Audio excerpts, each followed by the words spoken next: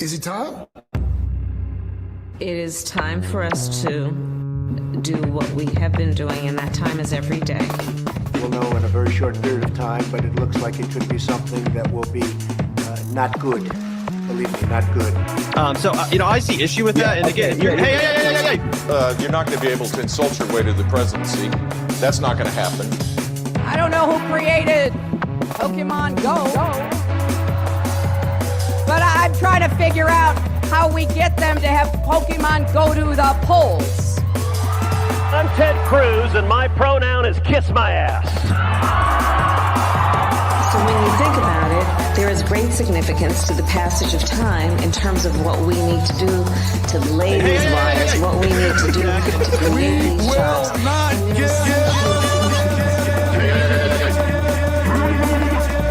America is a nation that can be defined in a single word. I was going to put him. Not good. Believe me, not good.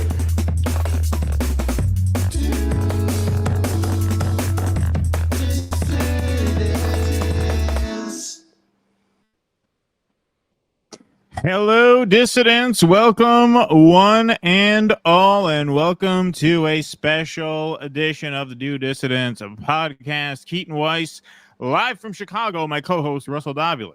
Hello. How's everybody doing tonight? How's Russell sounding? Russell's on his new state-of-the-art iPad, which he's going to be testing out in the field, and by the field, we mean in the streets. of the Windy City this week. I think you might need a little bounce, Jake. If you can bounce him up a little bit, you sound okay, but now I sound louder. Maybe it's because I turned my monitor up. Testing. 1, 2, 3, 4. Uno, due, tre, quattro, cinque. There you go. Yes.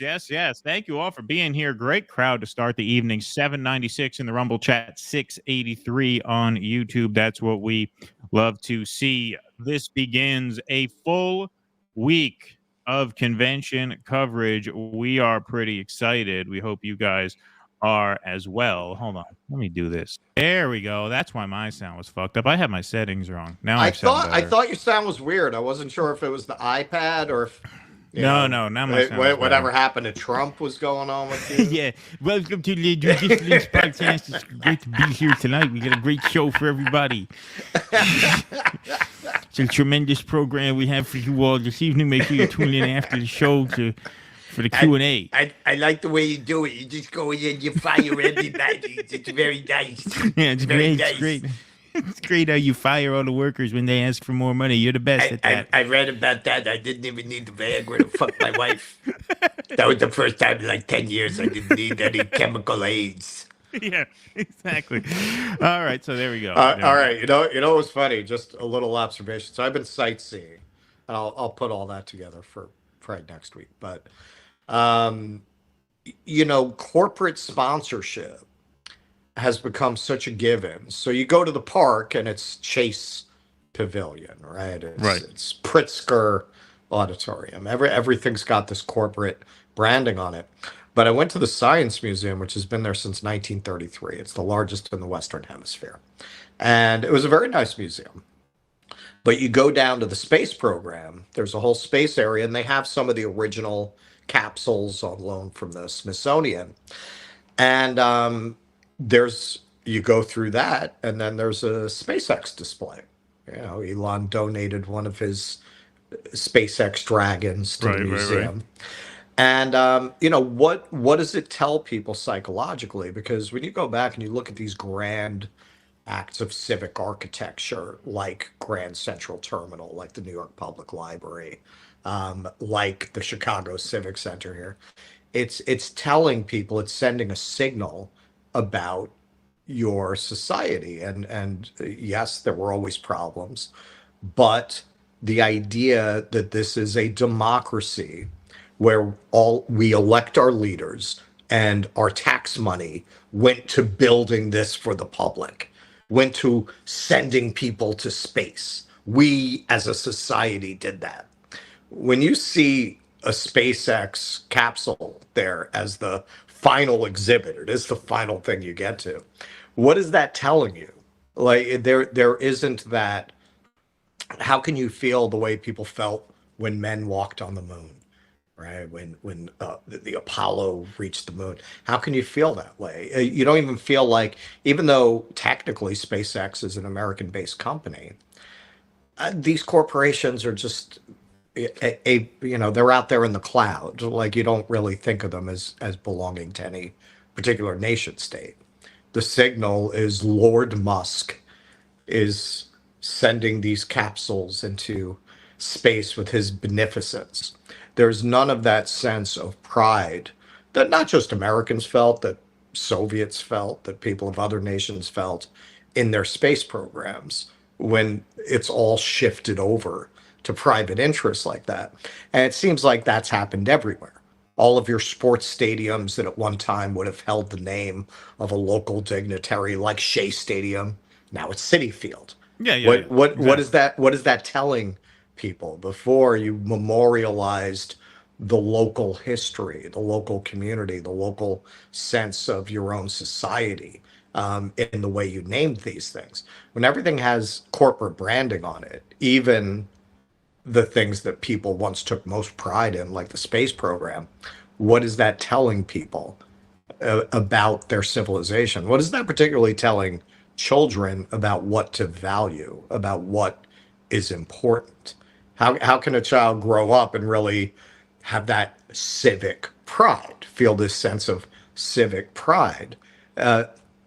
It inevitably, and I think we're already there, nobody ever talks about it in this way, the first sequel to Alien, Aliens, got more into kind of obliquely what the world was like. And what was strongly implied was essentially corporations had become governments.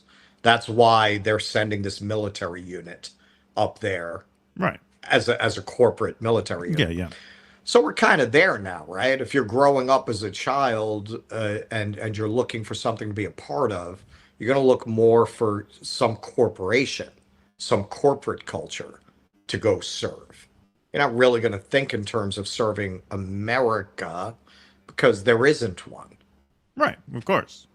Yeah, no, that's that's why art sucks. That's why the culture sucks. That's why America sucks. That's why I say fuck this country. That's part of it. It all comes together. As you told friend of show Thomas Frank, in no uncertain terms. Exactly, in no uncertain terms. So, folks, we got some great stuff for you tonight. We are going to be going over our streaming schedule for the week as part of this first segment of ours. But we are here to preview the DNC. Russ is live from Chicago right now. So let's give ourselves a taste of what we can expect this week. First of all, the Democrats have built a wall around the United Center. If you look behind me over my shoulder, you'll notice those fences and snowplows in place. We've actually watched all morning as they have started to bring in more metal fencing, more barricades, and these snowplows have been kind of navigating around those barricades and getting into place around the UC. Take a look at some of this video we got earlier this morning. You can see a lot of cars have been turning around already as they're met with these new closures that have been set in place overnight and early this morning. I love democracy. Like, I wish I was going to the convention, but for the neighborhood, there's been like no communication and very little engagement of the people who are closest to it. The parking restrictions have changed 3 times in the last week on our block, and no one's like communicated to us that the protest route actually goes right in front of our building. Well, look, if they really wanted to do this right, what they would do is they would put some cages on the other side of the fence, throw some of the ceasefire protesters in the cages, and then have AOC and Rashida Tlaib come and take turns crying at the fence and shake the fence. I mean, they got everybody there as it is anyway, so you may as well take advantage, right? They can come cry at the ceasefire protesters locked in the cage on the other side of the fence. That'd be good theater. That's good optics. That's how you put on a show. Well, you just gave away their plan for the closing festivities. Yeah, right. I heard they were going to do that on stage. They're going to do it to some old Burt Bacharach tunes, and they're going to drop balloons during it. Yes, indeed. Yeah, though, they built a wall around the United Center.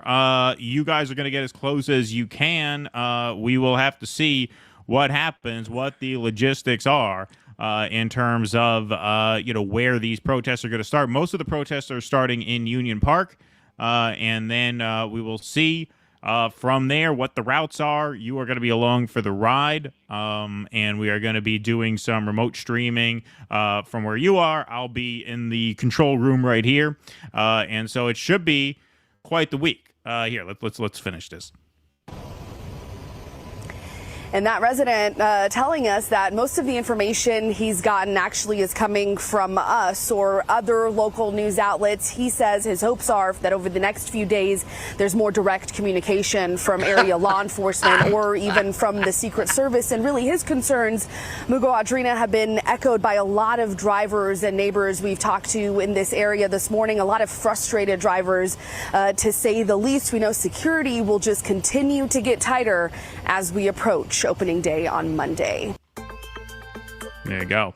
They should have just joined the ceasefire movement, I mean, that's one reason why they should have been advocating for a ceasefire. The fewer protesters, the less traffic, the less complicated it is. But yeah, it is going to be quite the time in Chicago. 100,000 protesters are expected to descend upon Chicago. And we've already been in touch with some people. Russ, you've been in touch with some people. It's going to be quite the week. It's really amazing because in the past, maybe we weren't really anywhere. This was kind of a hobby for us. We weren't really paying attention. I don't think everyone went to the 2020 convention. Well, there really like was it no choice. seems I mean, like that was a lockdown everyone. That's why. Well, yeah. That's true. That's true. And in 2016, the space was not really the space developed. was not as mature. Yeah. That's right. That's right. I actually forgot that was during COVID.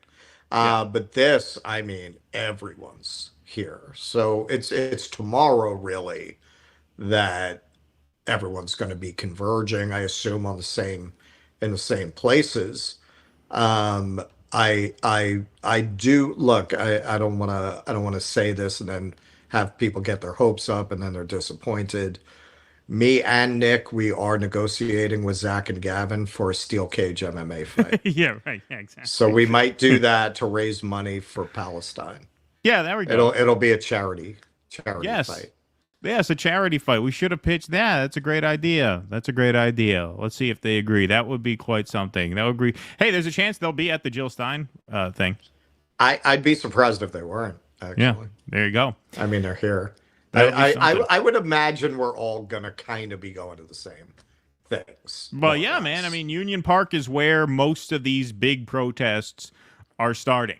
Right. And they are really guarding the Jill off. Stein thing is that Lincoln Park? Is that Lincoln Park? No, that's at a church. I forget where it is. We have a video up, and I'll tweet out the link because everybody who's in Chicago, try and get to that rally. That's going to be a great rally.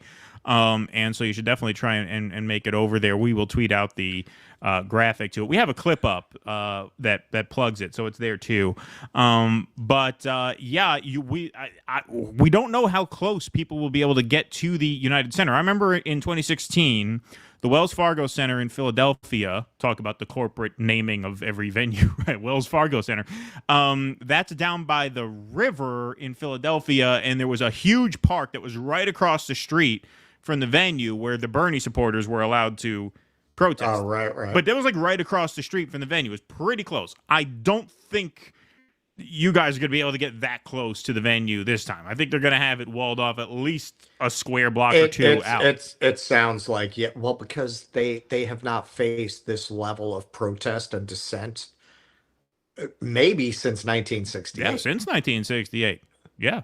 Yep. That having a sense of humor, they decided to do this one in Chicago. Yeah, throwback in that atmosphere. Don't ever let anyone tell you that neoliberal scumbags have no sense of humor. That's true, and that must be the motivation. It must just be a troll, because usually nowadays you have the convention in a swing state. Like the Republicans do it in Wisconsin. Last time the Democrats, it didn't matter where they did it last time. But 2016 was Philadelphia, Pennsylvania, a swing state. Charlotte, North Carolina, where the Republicans went. Cleveland, Ohio. Chicago, I mean, that state is pretty much in the bag. I don't think that they're painting that state purple anytime soon. But that's where they chose to have it, and that's where we're going to be. I must say, and I've been around quite a bit since I've been here. I really haven't let the grass grow under my feet. And I was talking to you about this today. I'm used to such a high level of population density that I just expected when you throw the convention in, that every place was going to be a zoo. And it's really not. I mean, I've been going to like the main attractions, and by my New York standards, they're like empty. Right. Like they're like the Art Institute of Chicago. And it's not great for Chicago. That's a great museum. That's one of the world's great museums. They have Nighthawks at the diner. They have American Gothic there. A lot of course, you've got Le Grand Yachts from Ferris Bueller. Compared to the Met, is maybe like 10% the number of people you would see at the Met at a normal time. Right. Forget about with this like enormous event drawing hundreds of thousands of people. Yeah. No, there's no place like New York. No place like New York. Folks, we got 1,400 in the YouTube chat. We got 1,100 in the Rumble chat. Let's hit that like button. Let's hit that subscribe button. Thank you all very much for being here. Jake is in the house tonight. Round of applause for Jake. We got some super chats. Still not able to display them, unfortunately, but we will read them. And we will be displaying super chats. We were going to stream it through our regular program to display all these super chats Monday through Thursday, because we are doing Mystery Science Theater style coverage of the headline speakers each night of the convention unless something else happens, which that's all we could say about that now. Whatever it will be totally within the bounds of the law, but we're working on something exciting. We'll see if we can make it happen. That's all we could say. That's all we're at liberty to say. We're working on something special. We're working on something very tremendous. Yes, exactly. Everybody's saying they've never seen anything like it. Yeah, exactly. Michael Castillo, thanks for the $5, says, I got to meet Russell on Friday night. I sort of freaked out, but I had to be quick. There was many more people wanting to meet him. And Michael, for another $5, says, I wanted to tell Russ how much I love the show and have a sit-down conversation with him. I believe in your cause. Keep on keeping on. That's right. We met Michael Castillo and a few other dissidents on Friday night for the Jimmy Dore Live show. Yeah, man. And he was even wearing the shirt. Yeah, he was wearing the shirt. And Michael Castillo. Jimmy told me that afterwards. He said, I had people coming to the meet and greet wearing your shirt. Dude, this is well, that's like, I mean, you were part of the show, but that's like, when you go and see a band play, isn't the cool thing if you're going to wear a band t-shirt, you wear another band that you also like, but you don't wear the shirt to the band. So maybe that's what it was. He went that way. He was cool. Hey, Michael, I got to ask you, man, you're not a photographer, right? Because you almost share a name with a photographer there whose work I saw when I went to the Cultural Center. Yeah, John. Yeah, there's a guy named John Michael Castillo. Joseph. It was Joseph Michael Castillo, and I was like, "Is that the dude?" In which case, you're probably trying to hide your identity. I shouldn't talk about it. Yes, I am. Michael also says for another $5, I'm going to the DNC. I hope to see Russell there. I'm sure you guys will meet up. Yep, you guys are going to be around the same areas. Eric Husso, thanks for the $5, says the U.S. empire will not end in a bang or whisper, but end with an annoying cackle. Thank you, Eric Husso. JM, thanks for the thumbs up and the $2. Declaring independence, that's our friend Jose Vega, says, where's Kamala Harris? Is she joining the stream? No, she stiffed us. She pulled a Brianna Joy Gray. I got you something, Jose. I'll give it to you when I see you. Awesome. All right. Let's take a look at this article from The Guardian anticipating major protests, obviously, this week in Chicago. Angry and frustrated pro-Palestinian protesters gear up for the Democratic Convention. Outside the Democratic National Convention next week, organizers expect tens of thousands of people to march in Chicago to pressure the party to stop the war in Gaza. Inside the convention, uncommitted delegates plan to push anti-war demands in hope of winning more allies to the cause. The two movements show the continued fractures among Democratic voters, even at a time of increased unity. Yes, the vibes are strong around Kamala. Major unity vibes going on in the Democrat Party now. The anti-war movement has planned for Democratic convention demonstrations for months. Joe Biden's decision not to continue his re-election campaign and Kamala Harris's ascension to the top of the ticket have not hindered those plans. Damn right they haven't. Voters who cast protest votes in the Democratic primaries in several states won 30 delegates. They're talking about the uncommitted, who are now headed to the convention. Minnesota won the most uncommitted delegates with 11. Others come from Michigan, Washington, Hawaii, and more. The 30 uncommitted delegates, a small number of the more than 4,000 total Democratic delegates, will use the Democratic convention process to try to convince Harris delegates to join them in pressuring the party to include a ceasefire in the Democratic convention platform. I should have had the Rappaport sound drop ready for that one. The delegates include longtime community organizers well-versed in using their voices. Some see the vice president as at least more open to the movement, though her campaign has indicated she does not support an arms embargo that would end U.S. support for the war, one of the key planks for uncommitted delegates. It's unbelievable. They must teach you in journalism school how to write a self-contradictory paragraph and sound intelligent doing it, because that's what that is. Some see the vice president as more open to the movement. However, she's not going to end the war. That's just kind of insane. The effort to That's how you get a job. Exactly. That's how you do it.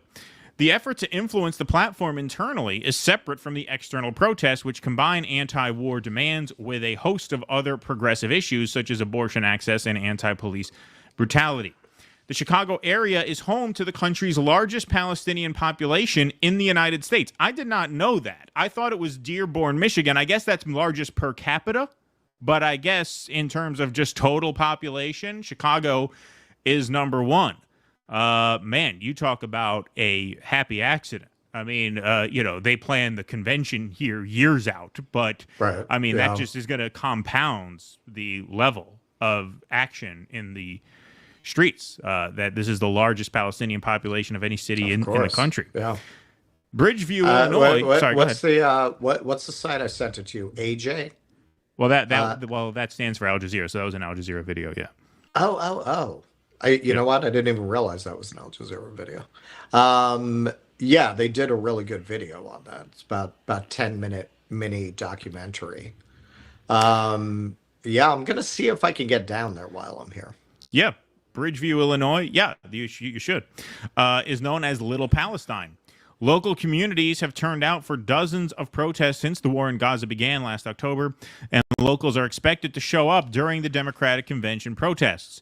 A coalition of more than 200 groups planned the March on the DNC, which is behind protests scheduled for Monday and Thursday at Union Park. So day 1 and day 4 are the big ones. There's plenty going on in between, but Monday and Thursday are the big ones near the convention site to bookend the convention.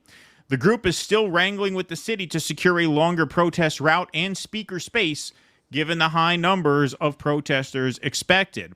Hatem Abudaya, a spokesperson for the coalition to march on the DNC, which is tomorrow, Monday, when this clip drops, that'll be today, predicted there will be tens of thousands who attend a protest at some point during the week. Aside from the 2 March on the DNC demonstrations, there are also protests planned by other groups for Sunday and Wednesday. We're getting stories about mobilization everywhere, especially in the Midwest on a daily basis, Abudaya said. Every day, there's another bus that's being reserved and another city that's telling us that they're coming with some folks. And so that's why we think it's going to be pretty big. What was the right-wing Chud account? Was it N Wokeness? It was one of those types of accounts that at the D.C. protest, look, their buses are coming in. their protests are being bussed in. As if that was like shady. I know what you're talking about. I think it was them. One of those types, yeah. There's going to be bombshell footage all over. Might have been Chicago Ian Miles Chong. Yeah, yeah, like one of those types. Yeah. The switch at the top of the ticket did not change the coalition's plans. The day the president announced he wouldn't continue his run, the coalition met on Zoom to discuss next steps. Not one organization of the more than 200 involved said, we think we should pull back on this. Not one organization said we're going to leave the coalition, he said. Good for them. The protests call for an end to the war in Gaza and to U.S. aid to Israel, though they also advocate for immigrants, workers' rights, reproductive rights, and LGBTQ plus rights and police accountability, Abudaya said. Iman Abdeladi, a professor and speaker at a Sunday protest organized by bodies outside of unjust laws, is a lifelong Democrat who has driven people to the polls and canvassed for Democratic candidates. She plans to participate in protests throughout the week. She will not vote for Donald Trump, but she could choose a third-party candidate if Harris doesn't shift on Gaza. Kamala Harris hasn't signaled any policy shifts, Abdeladi said. She's had a different tone than President Biden, but she hasn't actually offered anything different. So it's very important, I think, for the Democratic Party to understand that a large swath of its base is angry, frustrated, and wants to see a real change. So that's what's going on out on the streets.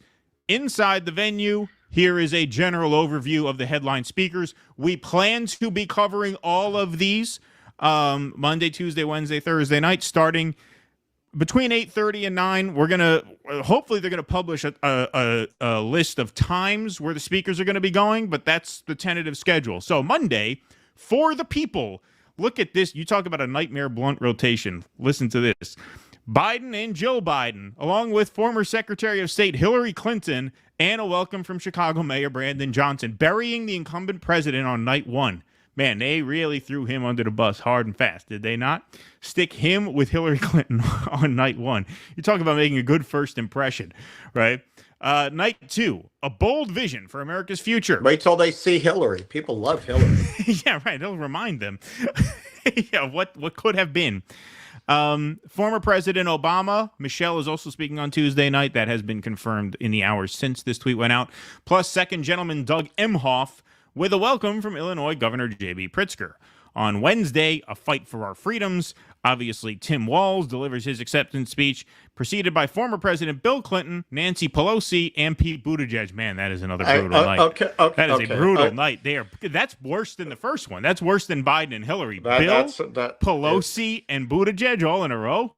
Damn. That is brutal. Look, if Kamala wins, one day they're going to be playing videos of that for the entire staff of the Daily Wire with their eyes clamped open, Clockwork Orange style.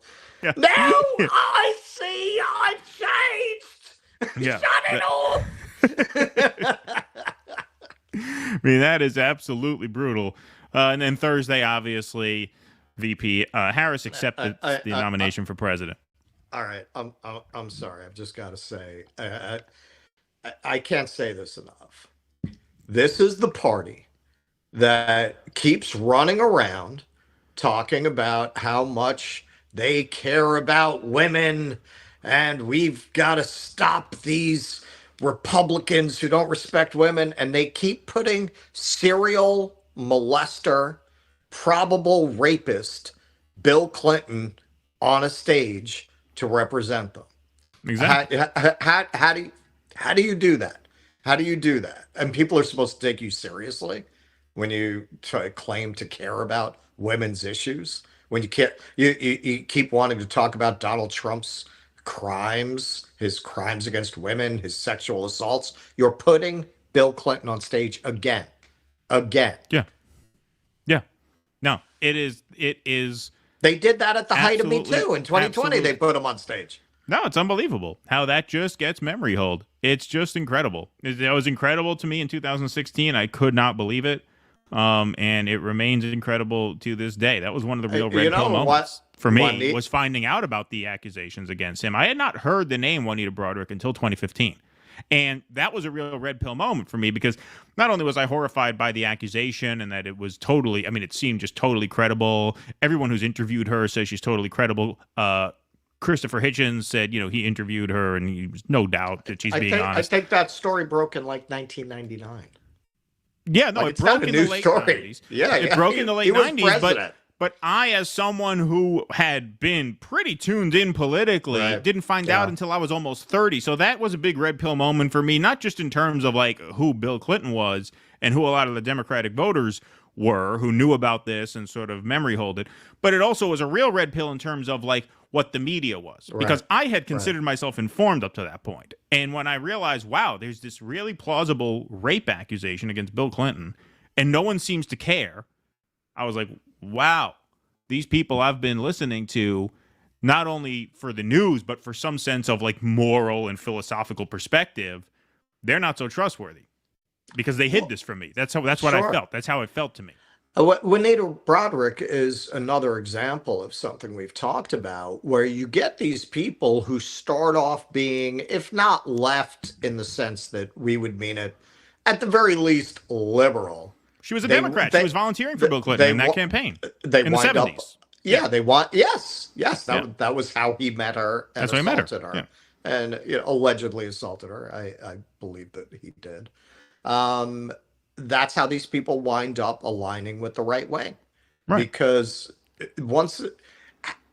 how can you not want to burn everyone associated with that party to the ground after they've treated you this way? Right. And meanwhile, you're going to have their political enemies giving you succor, giving you comfort, giving you platforms. Right. I've seen it again. I've seen Juanita Broaddrick align more and more with other right-wing positions over time, because that's what's going to happen.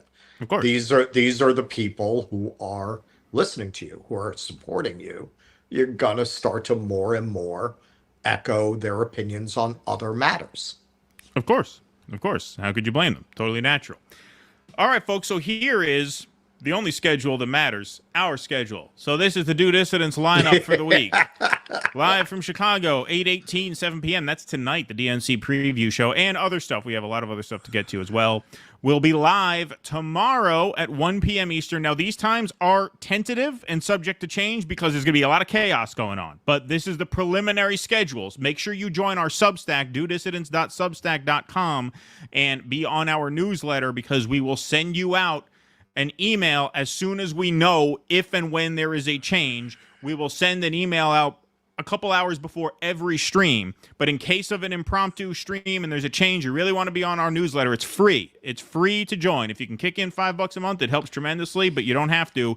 You get the newsletter for free. This is how you're going to be on top of this schedule here.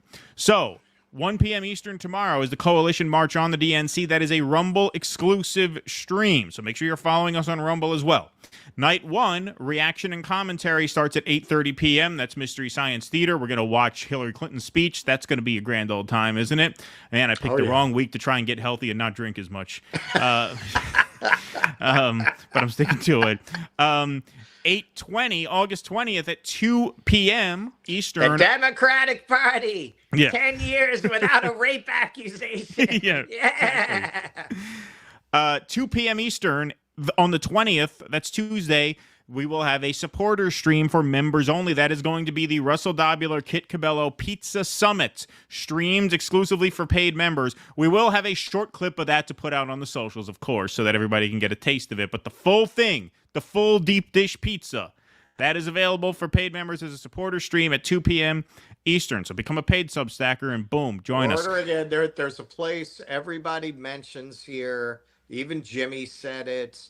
It's not Giordano's. It's like Il Mel some shit. Some shit. So it's like some Italian name. And they all I was going to say, mention we're doing it for the show. Maybe they'll give you a free pizza. But now that you call it some shit, I don't know. Maybe it's not worth it. I'm talking about the name. I'm not talking No, I know. I'm just talking. Yeah, this is places from some shit.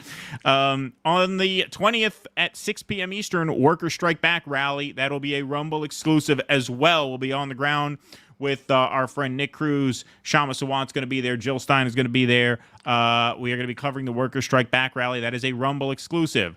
On the 20th, 8:30 p.m., Night 2, reaction and commentary, reacting to the headline speakers. On the 21st, at 5 Eastern, is the Chicago for Palestine March. That's a Rumble exclusive as well. On the 21st, obviously, the evening, we have the reaction and commentary to the headline speakers. And then the final march to the DNC, 6 p.m. Eastern, Rumble exclusive on Thursday. And then we are live again on all platforms at 9 p.m. Like I said, it's going to be a chaotic situation. So these times are subject to change. So please join the newsletter so you are on top of everything. You will not miss a beat if you are subscribed to our Substack, which is free to join. But yeah, we have a hell of a week coming up, and we are pretty psyched. It's very hard to plan. Like, I haven't even seen the wall keeping the migrants from the DNC delegation from the surrounding population yet. So it's hard to say. When we do these evening things, we might do it remotely from if people are gathered protesting outside the United Center. Then again, watching a video, that's going to be people's neighborhood. Like, are the cops just going to clear that? Are they even going to allow people to be on the other side of that wall? Right. They're using to protect themselves from the adoring public. I don't know. So we'll just have to see. We'll have to see starting tomorrow. After tomorrow, I think we'll have a much better idea of how to cover this. Yes. Yeah. The first day will be a day where we'll get our bearings, and we're on at 1 o'clock, if not a little earlier. So like I said, make sure you are subscribed to our newsletter to stay up to date on all of that. We got some Rumble rants here. The Drunken Scoundrel. Corporate space programs mean an endless supply of high-paying jobs for an endless supply of Carter Burks. Thank you, Drunken Scoundrel. Appreciate that. The Snuggler 83, thanks for the $5. LOL, Russell doesn't know that space is fake and also quite possibly gay. There you go. I knew as I was saying it, I was like, I know we've got people in our audience that don't believe we landed on the moon. That don't believe in outer space, right? Yes. Exactly. Pablo Diablo, I like that name, seeing the snowplow barricades reminds me of the viral video of that British dude getting arrested outside the restaurant saying, "This is democracy manifest." Thank you, Pablo Diablo. As The Who famously said, getting fooled again seems to be humanity's superhero power. Yes, thank you. Appreciate that very much. Let's see. His Highness. I looked at the DNC speaking lineup and thought, looked like I picked the wrong week to quit sniffing glue. Yeah, there we go. Thank you, His Highness. It's pretty much a modified version of what I felt. I'm assuming you didn't pack the cowbell, Russell, but can we get a virtual cowbell for Ken Texican? For $50. Yes, that I can do. Thank you, Ken Texican. On this day, 1936, Robert Redford, the candidate, is born. On this day, 88 years later, please cowbell a Razzie in for the Dems candidate and all the rest of the DNC supporting bad actors. Is that playing for you? Thank you. No, it's not. I don't hear it. Oh, there it is. It's just on a bit of a delay. No, it's just I'm getting the hang of the iPad. Oh, okay. Awesome. Well, thank you, Ken Texican. I appreciate that very much. Let's see here. Eric Husso over on YouTube for $2 says, Russ, no Obama Citicorp Museum. You hate America. That's right. The Obama Citicorp Museum. Cassie Radiclese, thanks for the $5. Voting is rigged and democracy here is a gigantic profusion of lies and clever brainwashing. A quote from Lee Harvey Oswald. Interesting. Thank you. All right. You know what? I'm gonna tell you a funny, quick anecdote from the Science Museum today. So this was their very first exhibit. They actually have a reconstructed coal mine. Like you go down in the elevator and everything. So he was talking about how they used to use, I forget the name of it. There's a specific name, but it's basically a light in a lamp to see if there's methane, because then the light would glow blue if there's methane, right? But of course, this was a very dangerous way to figure out if there's methane, because it's fucking fire, right? And if you had a hole in it, if the mesh was not perfectly sealed, there was a good chance it would light up, and given that you're covered in coal dust, that could end very badly for you. So the tour guide says, okay, so who can guess when they outlawed these in the mines? Because by 1950, they had invented an electric version that wouldn't kill you, but the mine operators didn't want to pay for them, for the workers. So you had to buy that for yourself if you wanted one. And of course, most of these guys chose to go with the lamp rather than pay for that. Right. So I'm thinking through the union movement and how long it might have taken them to stop having to use those. So I said 1975. The guy had a European accent, came within 1 year of guessing. He guessed 2002, and it was 2001 that they finally outlawed this in the mines. And I thought to myself, it's because he's European. He thought, what would America do? Yeah, probably maybe 20 years ago they stopped doing that. As cynical as I am about the country, it never occurred to me that it was not until the 21st century that they outlawed that in the mines. Huh. Wow. That was a good guess. That was pretty accurate. That's the guy uncanny. was within 1 year, and I honestly believe it's because he's European. Huh. Wow. There you have it. All right. Let's move on, folks. Okay, so, I got to say, I've been on a roll with my predictions and commentary lately. I have to pat myself on the back. Here's a guy who gets paid a lot more than I do to say what I've been saying now for the past few weeks. Here's Frank Luntz on Morning Joe describing the apparent downfall of the Donald Trump campaign. Initially, when Joe Biden, Democratic nominee, Trump was playing on his turf, reaching out to his voters, and that's why you saw 2, 3, maybe even a 4-point advantage for Trump. These were people who were disappointed, disengaged with the Democratic Party. Now it's exactly the opposite. These are ex-Republicans, ex-conservatives who are looking at Trump and his personality, the whole Trump van's ticket, and they're saying, this is not what I want. I want to be clear about this. The two issues that matter most are immigration and inflation. And on those issues, Donald Trump still has the advantage over Harris. But on these personality traits, Harris has a tremendous advantage over Trump, and there are people who had voted for Trump in 2020 that will not vote for him again because they're tired of his rude and abusive behavior. He is literally losing this election, and I'm starting to wonder, does he want to lose? Is this something that's going on inside his head simply because he doesn't want to be president for 4 more years? Because no sane person would campaign the way Donald Trump is campaigning. There you go. See, so if I wanted to really grift, I could just send a tape into MSNBC and I can get the big money, because that is precisely, almost word for word, what I have been saying for the past month. And it is still backed up by the data. If you look, this is very, very recent, August 14th to August 16th. Well, I mean, Keaton, you're doing the segment, but you're not really absorbing the segment. What he's saying about Donald Trump, we could just as easily say this about you.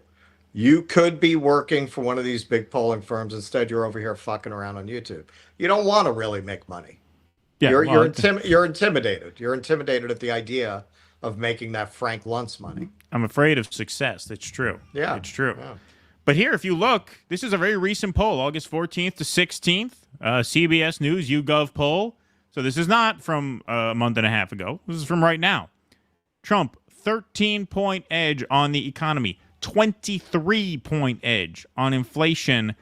That is almost too much math for me to do. 52-point edge on the U.S.-Mexico border. And these are, as Frank Luntz just said, the most important issues on the minds of voters. So why, then, has Kamala taken a lead now in the average of polls, up 1.4? If I had to guess, since I'm on a roll with guessing right, I would say after this convention, she's up anywhere from 3.5 to 4.5 points in the nationwide popular vote. And a big factor behind this is, as Frank Luntz said, likability, favorability. Look at that big spike in blue favorability just in the past few weeks here. Went from Trump having a 3-point edge in likability on July 16th to just to now a 3.7 percentage point deficit in likability on August 12th. Now, that huge spike in likability for Harris, is that a function of propaganda and state media? Sure. It's also a function of not mouthing off like a moron and shooting yourself in the dick everywhere you go, every chance you get. As evidenced here, here's Donald Trump at this most recent rally here in Wilkes-Barre, Pennsylvania. She called it wrong. She's called it wrong now for about 8 years. But she said one thing that got me. She said Kamala has one big advantage. She's a very beautiful woman. She's a beautiful woman. So I decided to go back and reread the clause. I'm not saying he's, but I say that I am much better looking than her. I think I'm much better. Much better. I'm a better looking person than Kamala. No, I couldn't believe it. She said, you know, I had never heard that one. They said, no, her biggest advantage is that she's a beautiful woman. I'm going, huh. I never thought of that. I'm better looking than she is. In her speech yesterday, she hasn't done anything, but she's prohibited from laughing. They said, your laugh is horrible. Never laugh, ever. So she's walking around with her mouth like almost sealed shut. She won't laugh. I want her to laugh.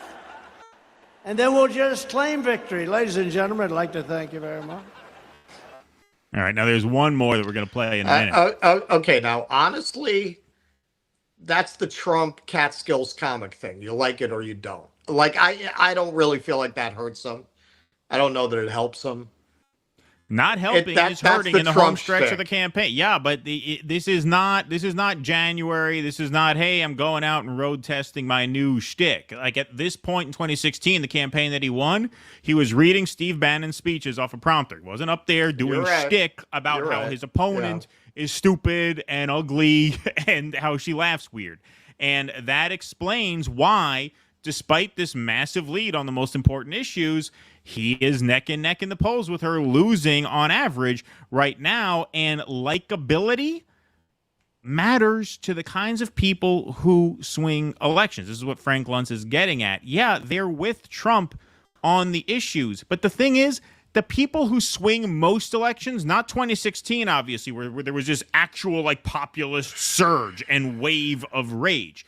But those years are not the norm. Those are the exception. Normally, the people who swing elections are normie, moderate voters who, at the end of the day, don't really have much at stake in who wins or loses. Yeah, they would rather cheap gas than expensive gas. They'd rather affordable groceries than unaffordable groceries.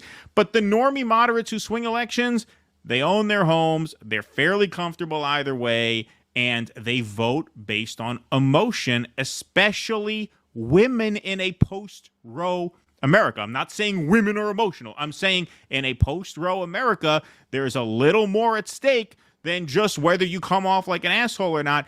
That likability factor is mattering tremendously. I told you this was going to happen a month ago. And a lot of people say, oh, you don't know what you're... That is what's going on right now. That is what explains this. And the button is, and then we'll talk a little bit more about this, but this is unrelated to Kamala Harris. This is, I mean, you're talking about classic Trump shtick. What do you think the most significant invention of the past, 20 years has been, folks? I'll give you a guess and then see what Trump thinks. I had to play it back. I love the playback controls you have nowadays. They used to call it TiVo. Now they have TiVo. I think it's the single greatest invention. It's better than television, because television would drive you crazy if you couldn't do a playback, right? TiVo is the single greatest invention. You turn on I Wheel was of going Fortune, to the say puzzle is half Betamax, over. Yeah, but right, exactly. then I remembered TiVo. TiVo's been what, like 25 years ago? TiVo came out in the late 90s, something like that. Like TiVo's been around forever. You don't have a more updated reference than TiVo? Yeah, so he is he's way off message, as I knew he would be. As soon as the first DEI meme of Kamala I saw in late July, I'm like, all right, this looks like it's going to go sideways, and it did. And then you have TiVo. Yeah, exactly. So that's how you blow a campaign. And now you're heading into a convention. She's already up 1.5. Now you're going to go into a convention. She's likely to come out 3.5 to 4. And if I had to guess, since I'm on a roll here, my guess is at the debate, he's going to feel tremendous pressure to change the narrative, and he's going to be a totally bombastic, obnoxious prick and blow it even more. I mean, given that we've been watching Donald Trump in the public eye for a while, that's probably a pretty good bet. He was very disciplined in the debate with Joe Biden, but he was feeling very confident. We both commented, wow, he's listening to his advisors. Right. They told him, like, just let him go, just let him bury himself. Don't bully him, just let him speak for himself. This time, yeah, you're right. He's going to feel the pressure. And he doesn't have a Bannon. We did that segment on Anita Dunn. She seems to feel his people are very capable. And they very well might be, to be fair. I have always felt that Donald Trump was made out to have a lot more political skill than he actually does. He's always been very lucky in his enemies. And he had Steve Bannon. And because of his enormous ego, he did not keep his Karl Rove by his side as he should have. And if he had, we'd be finishing up Trump's second term right now. There's no doubt in my mind Bannon would have gotten him reelected. Bannon would have made him a popular president, I believe. And I'm not saying it's because he would have been a great president, but for the same themes that Bannon honed in on and had him run on, he would have had him govern that way. And those themes, if turned into policy, would have made him very popular with a lot of the country.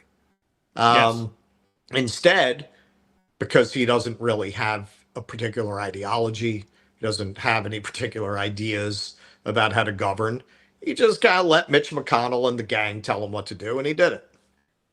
Right. Yep. And that could very well be, now he's got, a couple of hacks running the campaign now. There doesn't seem to be any messaging. There doesn't seem to be any urgency. He doesn't seem to be running this campaign as if it's, life or death for the country. I mean, we used to hear him talk about, if we lose this election, we won't have a country anymore. Well, it doesn't really sound like you believe that. You don't sound like this is a battle for an existential fight for the future of the country. I mean, it seems very casual, seems very loose, seems very directionless. The convention speech was also a sign, right? I mean, the convention speech was a nightmare. He could have put this election on ice with that speech. He just got shot the week before. He could have come out and delivered a powerhouse speech. Instead, he comes out there. If you wanted to make a speech about, like, getting along with foreign leaders and being anti-war, which he tried to do a little bit, you could have, like, written it and delivered it that way as to, we have adversaries. Adversaries don't have to be enemies in the nuclear age. We have to, get along with countries whose way of life is different than ours. There's a way to articulate. He goes up there. His version of that was, I get along with people. We get along. We like to get along. I get along with a lot of people. I think they miss me. Send me a nice letter. I got along with them very well. Some people don't like that I get along, but I get along. It's like you want to fucking... And please try the fish. Yeah, right. Yeah, exactly. It's just like no effort. No effort. It almost seems like he is trying to lose. That's what he speculated there at the end of that clip. I don't think that's true, but it looks that way to me. I don't think that's true because he's the same as he's ever been. Yeah. But that's the problem. He's the same as he's ever been. And while Kamala might not be a competent candidate, Biden's people were, and they have gone over and essentially run her campaign. Right. And they're running it the same way they ran the Biden campaign. Hide them. Right. Exactly. They're hiding her as much as possible and saying, let Trump go out there and implode because it's a safe bet that he will. Yep. Honestly, if Hillary had people who just said, we have a repulsive candidate here, let's just keep her really tightly scripted and keep her out of the public eye as much as possible, she might have won. Right. Yeah. I mean, I think in that year, there was a genuine populist anti-establishment surge because it was close enough there was, but the election was so close. Let's put it this way. That tactic would have had a much better chance of succeeding than running a traditional campaign where Hillary is seen a lot by the public. That's true. Well, if you remember, they actually did try to hide her from Michigan and Wisconsin. That was their rationale for not sending her there. They said, we don't want to really remind people that the election's going on. I mean, that was literally a quote. Okay, but that was a quote from this book right here. Where is it? Where I got it? This. Yeah, Shattered. I have that. Yep. Yeah, but they needed to send somebody. Right. They needed to campaign there somehow. No, they're just, this is what I talked about at Jimmy's show. It is candidate as avatar, as vibes, as brand, as points of cultural identification, and nothing else. It's morbid. I am fascinated by this campaign in a way. I can't think of another campaign I have found as interesting in that way. It really is dystopian science fiction.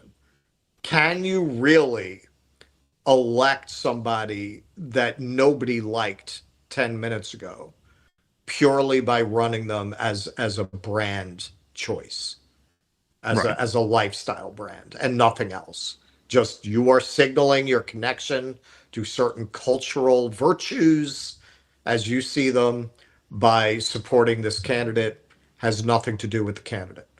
Who likes her? Who likes her? When you see people supporting her, they can't name one thing she's ever done that they like. Not one. And when you tell them the things that she did do, that if they're identifying themselves as liberal or left, they can't possibly defend. Well, what do you want me to vote for Trump? Yeah, right, exactly. That's all they got in response. Right. That's all they can say, right? Yep. But these same people are putting out these memes of Kamala looking heroic. That's it. She's an avatar. She's an avatar. It's not about her. You could go and lock her in a closet and put a CGI version of her out there. It would make absolutely no difference. She might as well be CGI. Right. Agreed. Good point, Charles. All right, folks. We got plenty more show to go here, and we do have the Q&A over on Rumble after the conclusion of the program tonight. So make sure you stick around for that. Oh, yeah, and we forgot to shout out our friend Scott. We should have done that at the top of the show, who designed our logo for us here. Don't say his last name, though, because the people who worked on the Star Wars video didn't want their full names used. Yeah, no, just Scott. Yeah, no, I would not reveal a last name unless we were asked to. But thank you, Scott, for making us a new logo. We're doing in the sort of soft opening phase of the logo, tweaking the intro a little bit. But thank you. So far, the feedback's positive. Yeah, it is positive. There's always going to be some negative feedback because when you change something, there's always a part of people it's like, change it back to the way it was because the way it was is the way they know it. But we'll see. We'll see. No, I think this looks a lot better. Yeah, I think it looks nice. And by the way... There you go. Beautiful. All right. Well, you got a crowd in here. Please hit that like button. Hit that subscribe button. Russell, how about we try and sell some dog Somebody treats? says they can't hear me. All right. So, Jake, boost them up again a little bit. See if we can move some dog treats. How about that? Let's see some dog treats. Positive. There we go. Beautiful. Excellent. Hey, folks, do you rely on big woke corporations and the corrupt medical establishment to keep you healthy? I hope not. Then why would you trust the same globally owned corporations to keep your pet healthy? It's time we stop relying on them for anything. They hate us and want to keep us sick, and they just want our money. Obviously, the CDC accepted. You should go, Rumble. I know we're trying to move your products here, but we are on YouTube, so you got to work with us a little bit. All right, everybody should go to the CDC. Stop humping the ottoman like you used to. Yeah, right, exactly. So go to the CDC for your health advice, but the corporations, don't trust them. Rumble started Positive Health because pets are an extension of our family, and it matters that they get clean, nutrient-filled, vitamin-rich superfoods, to stay healthy and happy. And that's why Rumble has created a range of superfood supplement waffles that your pet will love, packed with natural, healthy ingredients that promote better digestive support, bone health, vision, and immune strength. They're also rich in anti-inflammatories, vitamins, and minerals essential for your furry family members. So head over to positive.com right now to check out those superfoods and other great products for your pets. Use code STUDIO, STUDIO, code STUDIO, to save 15% on your first subscription order. So those are recurring savings since you save 15% on a subscription. So positive.com, coupon code STUDIO for 15% on a subscription order. There we go. Nicely done. All right, beautiful. Thank you, folks. By the way, go ahead. We're going to get that dog pissing on that pride flag. I tell you what. Yeah. We should tell them to put that in the copy there. So, folks, like we said, we are, we're doing some ad reads for Rumble, but we're also going to be streaming on Rumble exclusively for a lot of these protests since we don't know what's going to go down. So we want to stream those on an uncensored platform. So make sure you're following us over there as well so that you can catch all of the coverage this week from the streets of Chicago. And then the evening streams will be on YouTube and Rumble, both. But the marches and the protest actions, those are going to be Rumble only since we don't know what the hell is going to go down. But some of it might be too hot for TV, as they say. Yeah, well, they say once you've been tear gassed with someone, you have a bond that can never be broken. So I'm expecting to have a deep bond with a lot of people. Yes, by the end of this, a lot of new friends Russell's going to make at the end of this week. Gooey loves stew. I thank you for the $5. My panties are soaked for due dissidence, and I am a 6'7", 300-pound black man. Damn. All right. Well, thank you. Appreciate that. We happen to have the kinds of bodies that attract both sexes. Yeah, that's a great compliment. We should put that as a publicity quote. Put that in our press kit for when we send it out for interviews. Moose World, thanks for the $4.99. Candace Owens had an X space on Zionism with Dave Smith, the Tates, and Bilzerian versus a Zionist. 1 million people tuned in. Wow. Yeah, that Dan Bilzerian was pretty crazy, man. That guy, I had never heard of that guy. What is this? There was a clip of this guy, Dan Bilzerian, who's like he was on with Patrick Bet-David talking about Zionism. And, this is an example of like, don't judge a book by its cover, because, he looks like one of these like big macho alt-right influencers. I mean, he looks like a human testosterone supplement, this guy. But he was great. And so that just goes to show you, don't judge a book by its cover. But yeah, I'll have to listen to the replay of that. I didn't catch that. But we will probably cover that clip of him and Patrick Bet-David sometime this week, because it was very good. Michael Castillo, thanks for the $5. The protesters set up 1.5 miles from the United Center. Wow, so that is quite the ways away. 1.5 miles. But do we know the march routes yet? I mean, I'm sure they're finding them out now. I'm sure they'll be finalized tonight. Do we know if they how they ruled on sound amplification for the protests? I'm not sure. You'll find out tomorrow. Find out soon enough. That'll be something we'll have to find out tomorrow. Eric Husso, thanks for the $2, says these people are amateurs. No moat, no hot oil. That's right. Dizzy Dez, 90, thanks for the $4.99. Joy Reid is comparing Fannie Lou Hamer to Kamala Harris. It made me want to throw up. Oh boy. You know who would be very unhappy with that comparison is Cornel West. DC, thanks for the $2. DNC is as Democratic as Green Party National Conference. I assume that's what you got. Ran into a character limit there, but thank you for DC. Thank you for that. Jay Tolbert for the $4.99 says it was an honor to meet at JD's show, Russell. By the way, the church is in Logan Square. Hope I'll see you there Tuesday. All right, so you met Jay Tolbert too. Beautiful. Yep. Excellent. Yep. DC, thanks for the $2. AstroTurf third parties will never make any impact. Tom, thanks for the $4.99. Dearborn is the largest Arab American population. Chicago has the largest Palestinian American population specifically. Right. Thank you for that. Appreciate that. Kinky, did you meet Kinky last night, or did she just see you on the stage? I did not, because I didn't realize there was a meet and greet downstairs. And by the time I did, I was around the front, basically. So I think she was gone by then. So I only caught the last people. Got it. Okay. All right. Well, Kinky is in Chicago from California. How can I find out when and where of important events outside the convention? Any tips? Well, the protests, the big ones on Monday and Thursday, are starting at Union Park.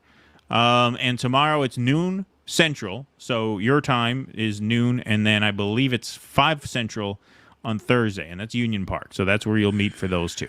There's a bunch of other ones that are going on throughout the week that I'm sure you'll be able to find, and we'll be covering them throughout the week. But Union Park tomorrow at noon is the big one, and Russ will be there. Yeah, the first day and the last day, the main coalition of groups are coming together.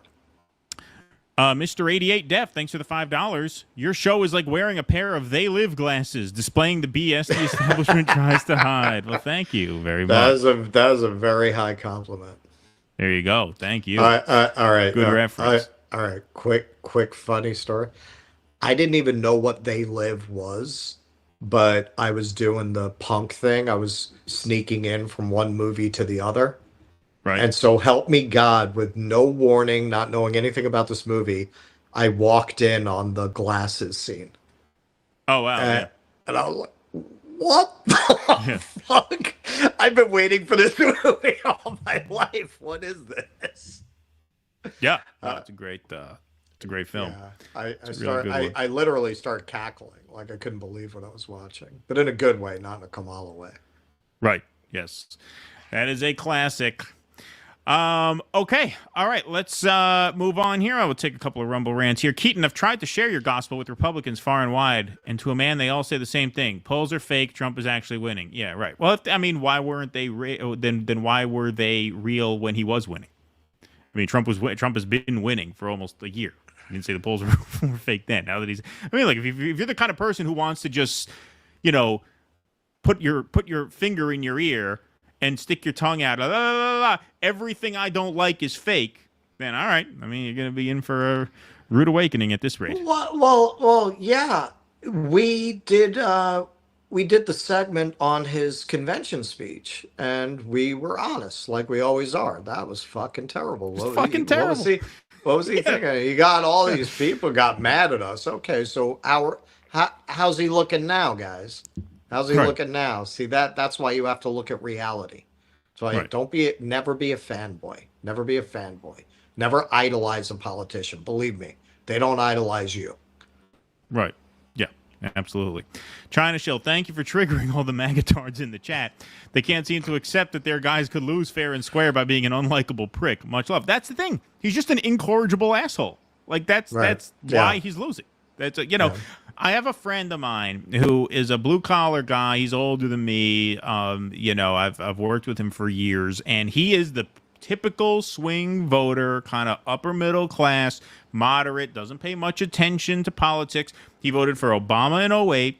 He voted for Romney in 2012. He voted for Trump in 2016, and he voted for Biden in 2020. So he has been a swing voter that's gotten almost all the decisions. Like, he has been the bellwether in 3 out of the last 4 elections. The only losing vote he cast was for Romney in 2012. And he tells me on the phone today, he says, I don't care what they say about Kamala Harris. I'm voting for her. Trump is just too much of a fucking asshole. And he said he had an insight that we had, which is, all this fucking guy has to do, he's in show business, just be an actor. Just pretend to care. Pretend to give a shit. Yeah. Just act like a serious person, even if you aren't. And he can't do that because his ego's too big. That tells you something. That tells you where the swing voters are heading right now. The swing voters are leaning Kamala now because they don't have much at stake. Yeah, they like inflation down, but it's not existential for them.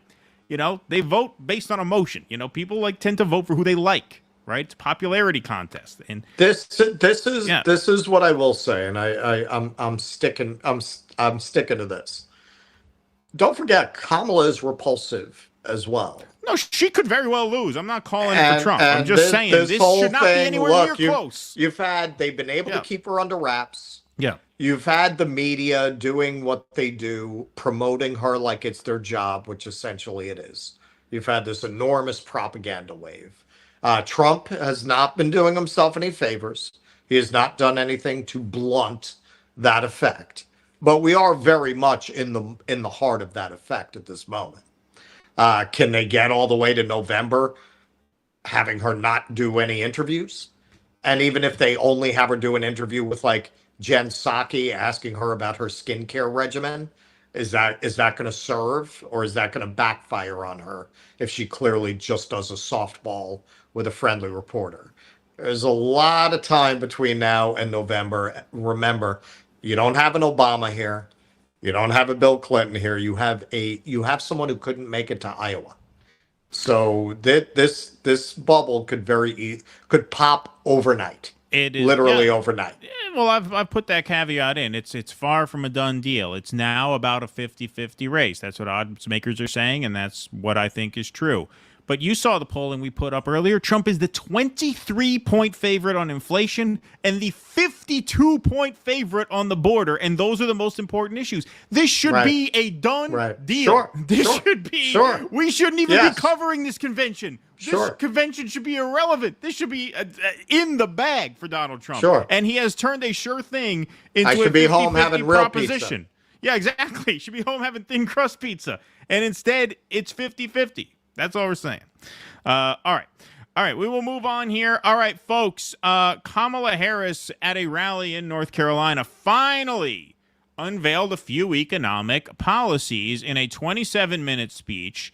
Devoted podcaster that I am, I watched the whole thing and I cut together about 5.5 minutes worth of the policy points so that we don't have to read them. We will watch them. So we're going to full screen this, and we are going to play this video. These are her economic policy points. This is about 5.5 minutes. It feels like 3.5 hours, but it is only 5.5 minutes. So we'll full screen this, and we will see you back here in 5.5 minutes to talk about this a little bit.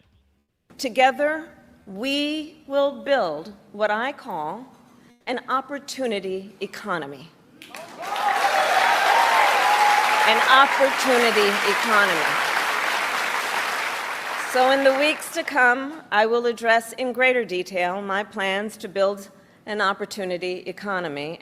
And today, I will focus on one element that's on the minds of many Americans as they pay their bills at the kitchen table or walk the aisles of a grocery store. And that is lowering the cost of living. We all know that prices went up during the pandemic when the supply chains shut down and failed. But our supply chains have now improved, and prices are still too high. A loaf of bread costs 50% more today than it did before the pandemic. Ground beef is up almost 50%. Many of the big food companies are seeing their highest profits in 2 decades. And while many grocery chains pass along these savings, others still aren't. Look, I know most businesses are creating jobs, contributing to our economy, and playing by the rules. But some are not. And that's just not right. And we need to take action when that is the case.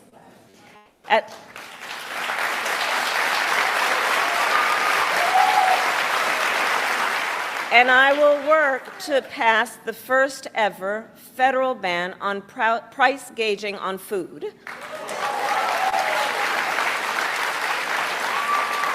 My plan will include new penalties for opportunistic companies that exploit crises and break the rules, and we will support smaller food businesses that are trying to play by the rules and get ahead.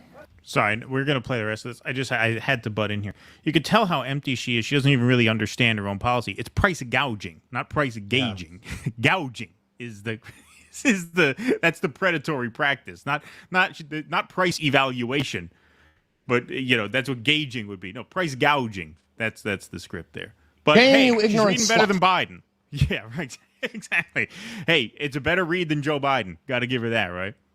Well, she didn't say that she finally beat Medicare. So far. Right, exactly. Yes, a low bar to clear, but yes. Well done. All right, here we go. Go ahead. Hey, Sammy, not time. What's that? Oh, in the studio, yeah. Yep, call lines are not open yet. All right, cool. Here we go.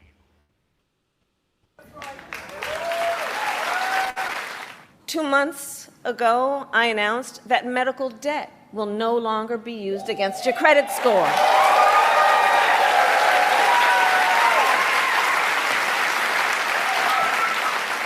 And I will work as president with states like here in North Carolina, Roy Cooper, thank you again, to cancel medical debt for more and more, millions more Americans.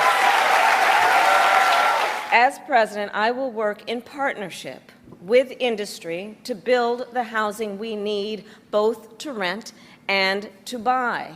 We will take down barriers and cut red tape, including at the state and local levels. And by the end of my first term, we will end America's housing shortage by building 3 million new homes and rentals that are affordable for the middle class. And we will make sure those homes actually go to working and middle class Americans, not just investors. Because, some corporate landlords, some of them buy dozens, if not hundreds of houses and apartments. Then they turn them around and rent them out at extremely high prices. And it can make it impossible then for regular people to be able to buy or even rent a home. Some corporate landlords collude with each other to set artificially high rental prices, often using algorithms in price-fixing software to do it. It's anti-competitive, and it drives up costs. I will fight for a law that cracks down on these practices. So in addition, while we work on the housing shortage, my administration will provide first-time home buyers with $25,000 to help with the down payment on a new home. Finally, there's one more way I will help families deal with rising costs, and that's by letting you keep more of your hard-earned money.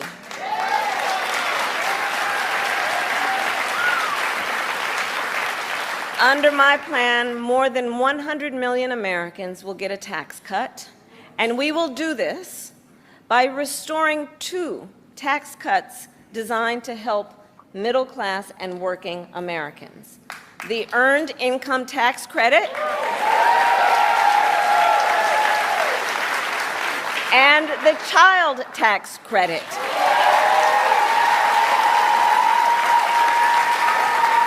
Through which millions of Americans with children got to keep more of their hard-earned income. We know this works and has a direct impact on so many issues, including child poverty. We know it works.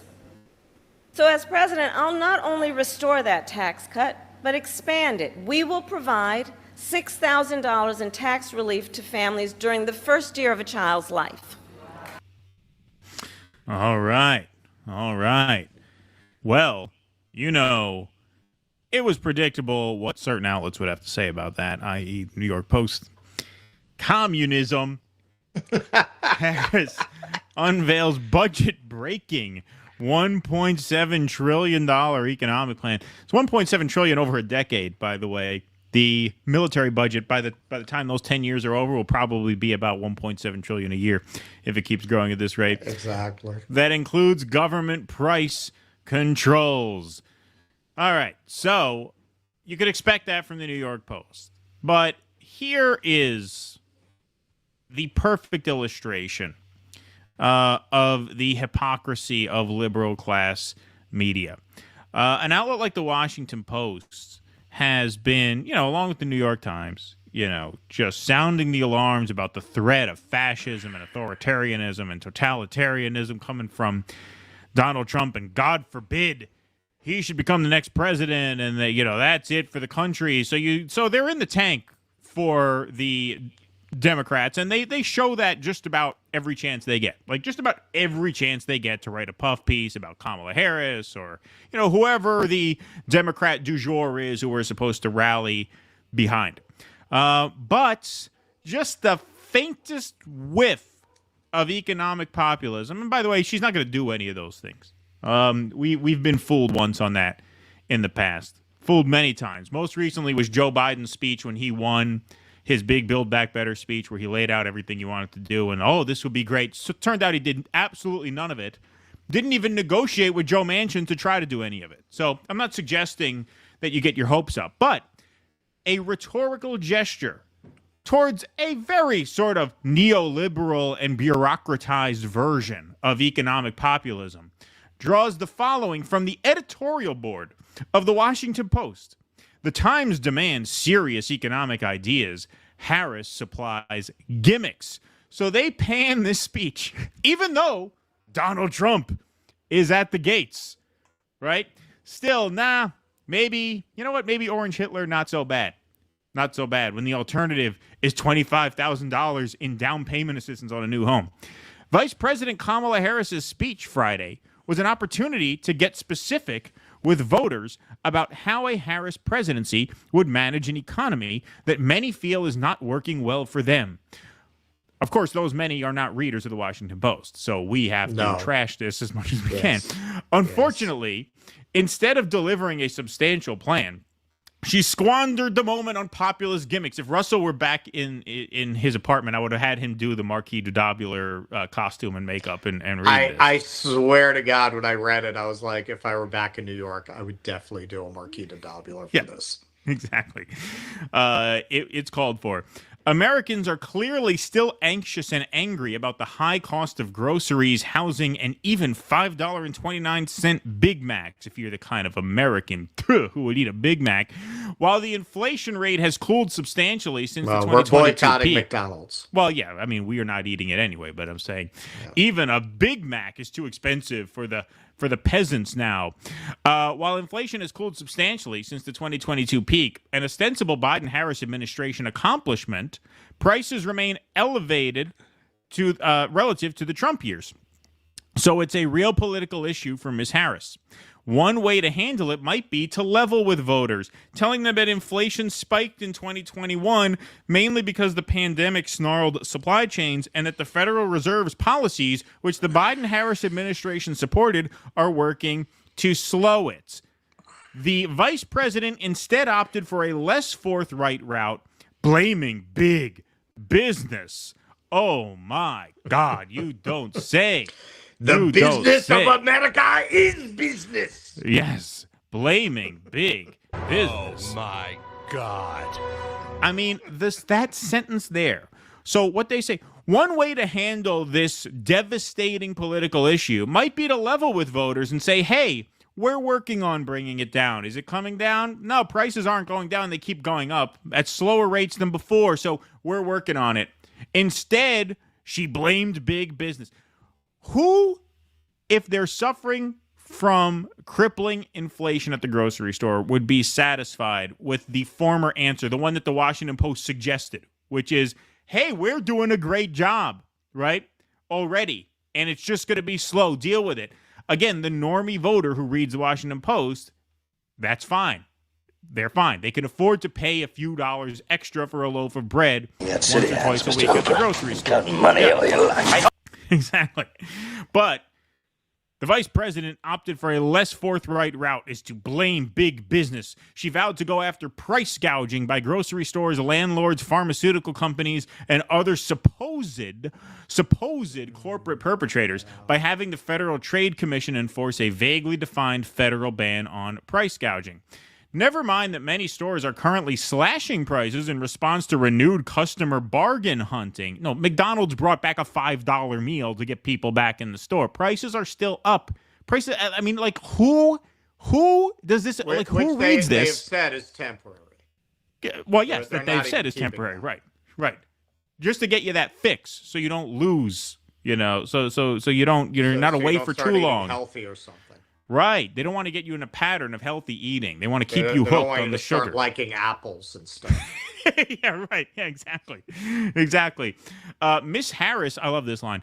Miss Harris, says she'll target companies that make excessive profits, whatever that means. It's hard to see how groceries, a notoriously low-margin business, would qualify. Thankfully, this gambit by Ms. Harris has been met with almost instant skepticism, with many critics citing President Richard M. Nixon's failed price controls from the 1970s.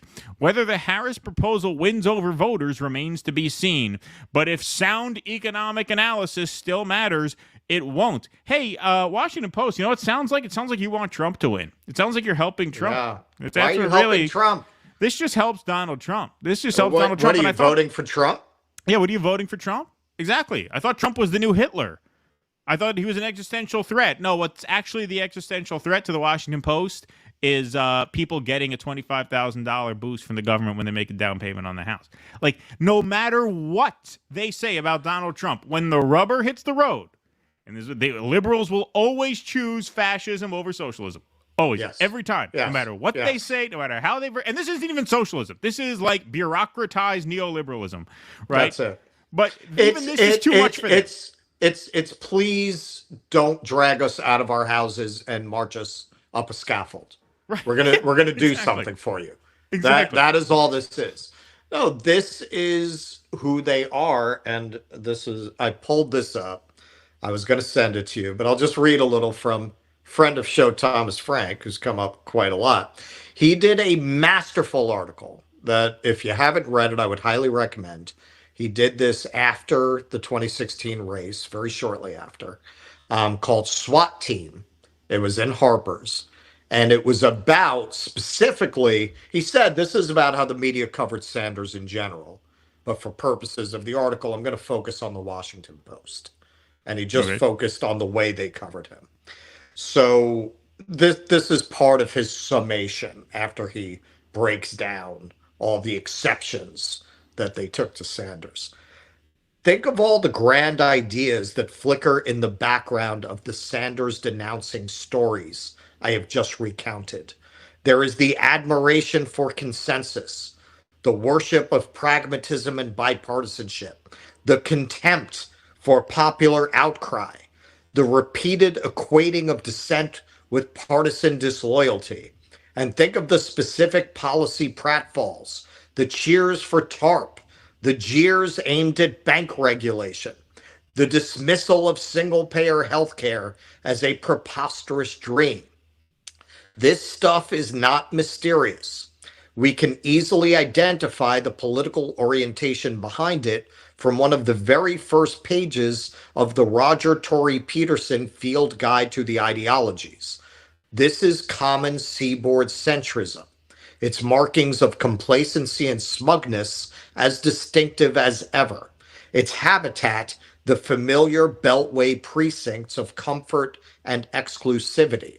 Whether you encounter it during a recession or a bull market, its call is the same.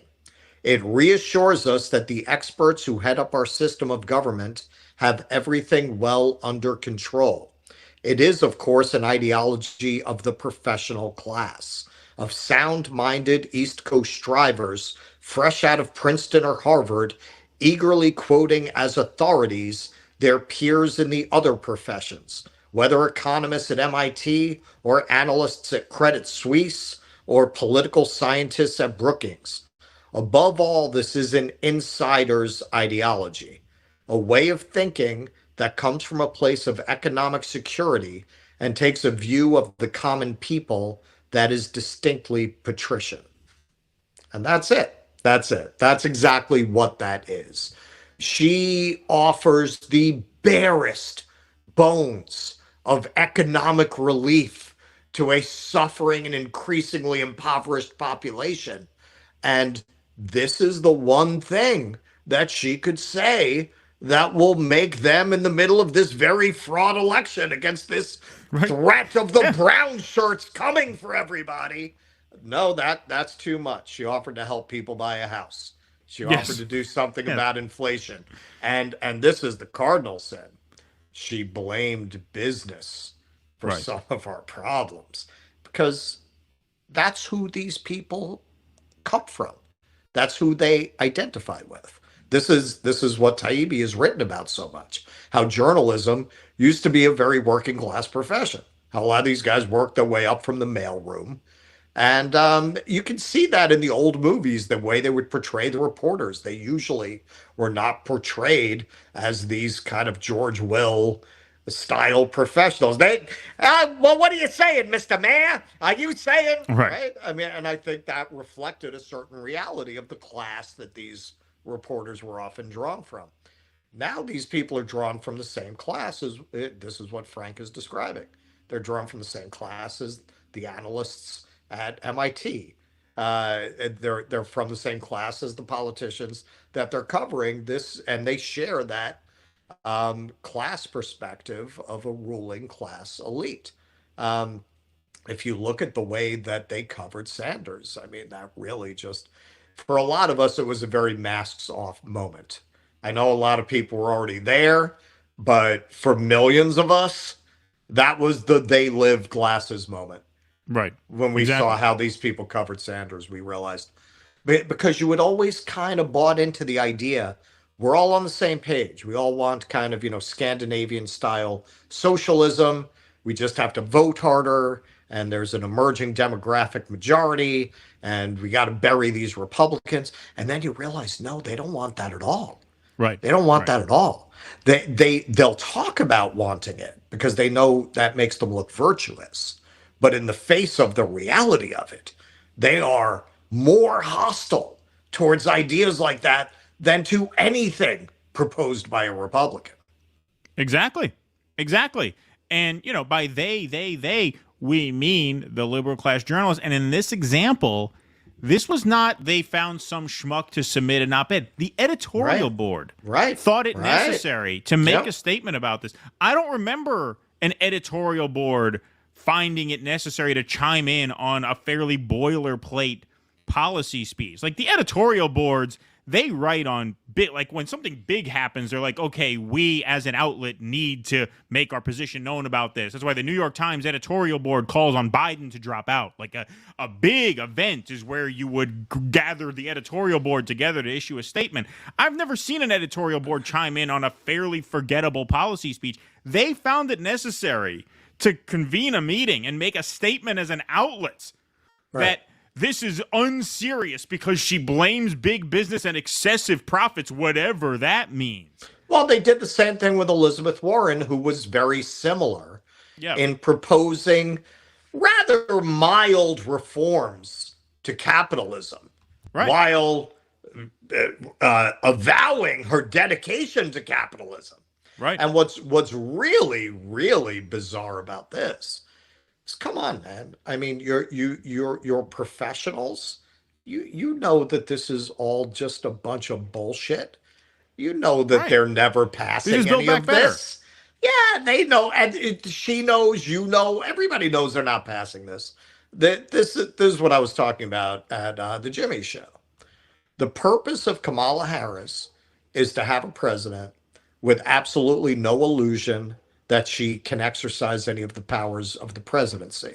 And those powers, because the founders were afraid, rightly, of the country falling back into monarchy or some variant thereof, they put a lot of limitations on the powers of the executive. Now, this is part of why presidents always overpromise and underperform, because in reality, their powers are very limited by the Constitution. There's very little a president can really do on their own to affect the trajectory of the nation. That's why they've traditionally relied on the bully pulpit, on getting the public to pressure the legislature to go along with their agenda. But they have very little power on their own. The one area where they do have power is the military, because of the exigencies of the military, where you might have to make a decision in the middle of the night. They had to give the executive a certain amount of latitude. Kennedy, some say, was the last one who really exercised that power for obvious reasons. Subsequently, they decided to go along to get along. Trump, in a very limited way, and that is their real issue with Trump, because he gave them everything else in their grab bag. Right. Their tax cuts, all the other things are Republican. He was a little defiant. And hey, Joe Biden, they didn't want him to pull out of Afghanistan. That was not part of the agenda. And you saw the media talk about the women and girls that are going to, they tried to paint it that way. They went along with their handlers at the CIA. Biden still has that illusion of running things to some extent. And because he gave them 99% of what they wanted, and the same with Trump, make no mistake, he gave the military, he gave them more money than they asked for. Right. So you ask why they didn't Daily Plaza him? Well, yeah, he interfered with their plans a little bit, but not to the point that they're willing to, because, there's blowback for an operation like that. It's a big deal to whack a president. You got to be very careful. You got to really have a good reason before you go ahead and do something like that. Biden with Afghanistan, they'll let it go, because what else did he do? He gave them their war with Russia. He's fully committed to Ukraine. It's not worth it. But with Kamala, I think the reason they're pushing her as hard as they are, the reason they've wanted her right after 2016, they all met in the Hamptons to anoint her the future of the party. Why? Because this is what they've always dreamed of, to have a president who has no illusion that they can exercise any of the powers of the presidency, a perfect puppet.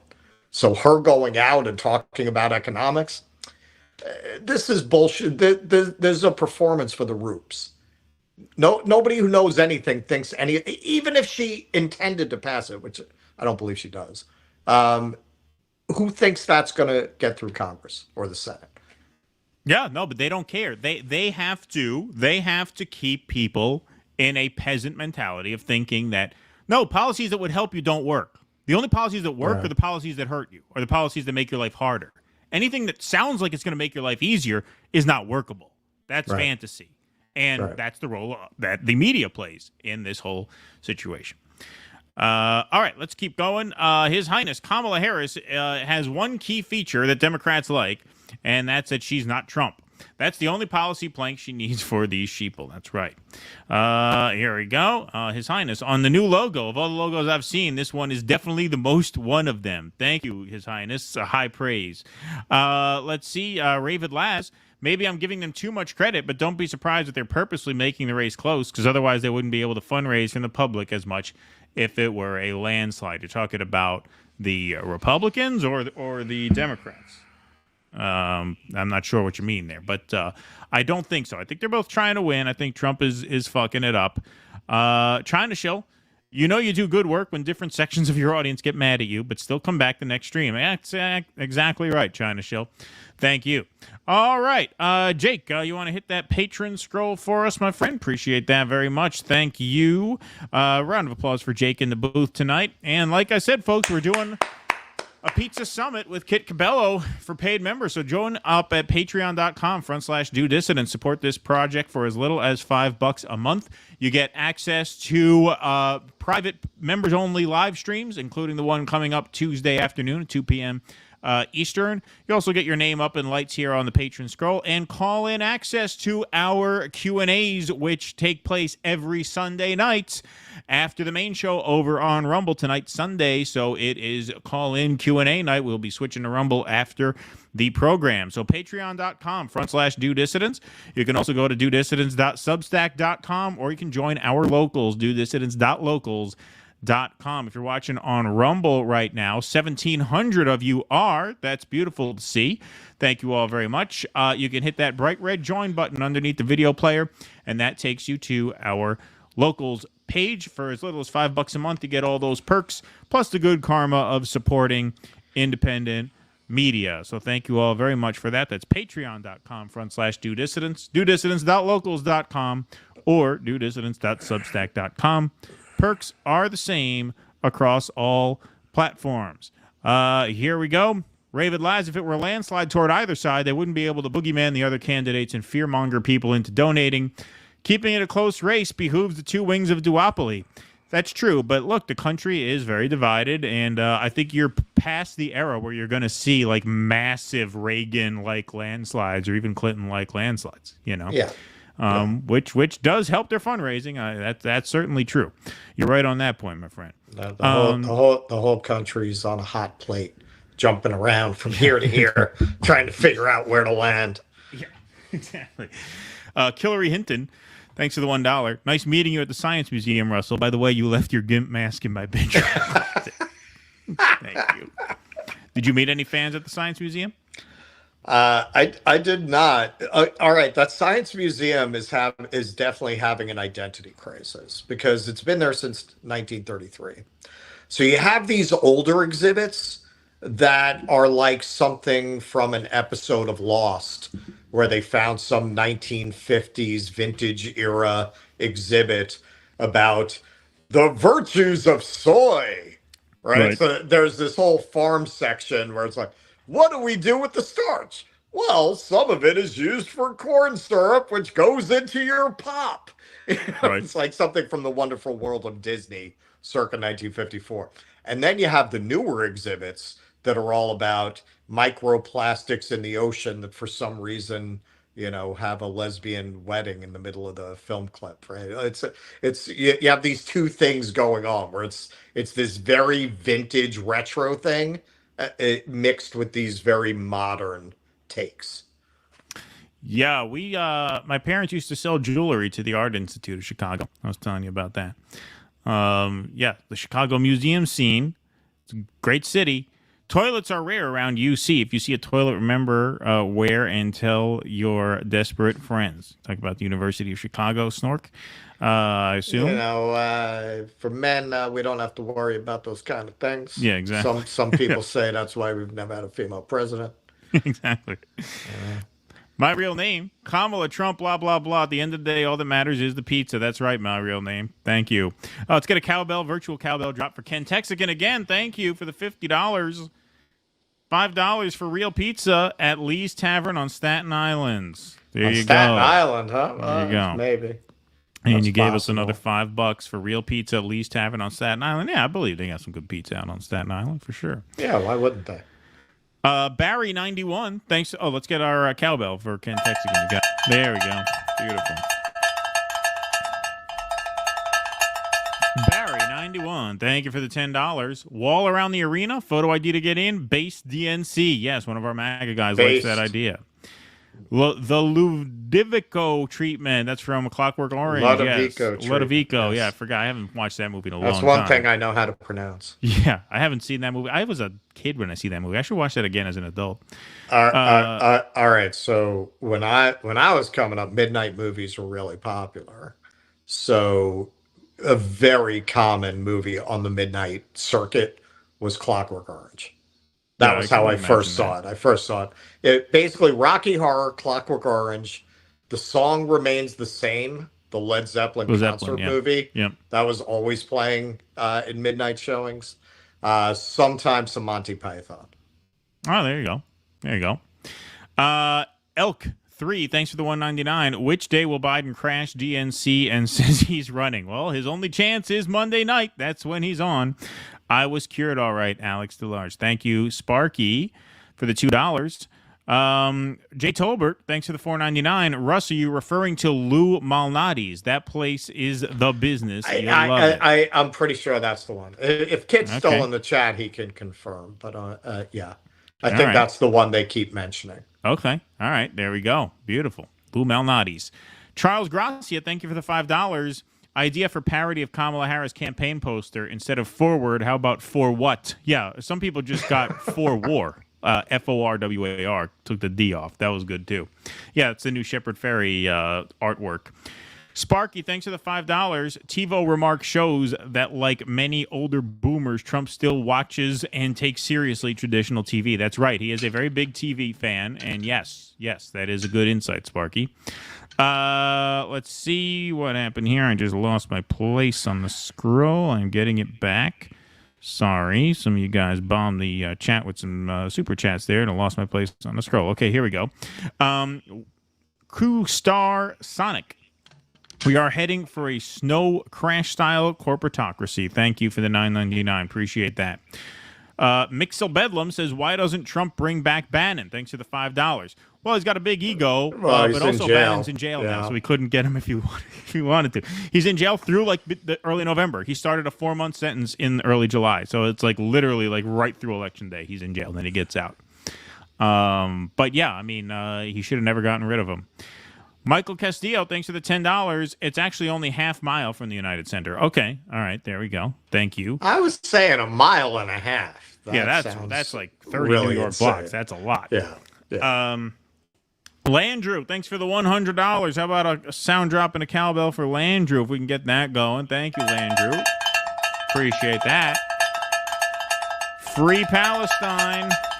March on DNC2024.org. You can't even mention Palestine anymore. Yep, we got that. Landrew is dead.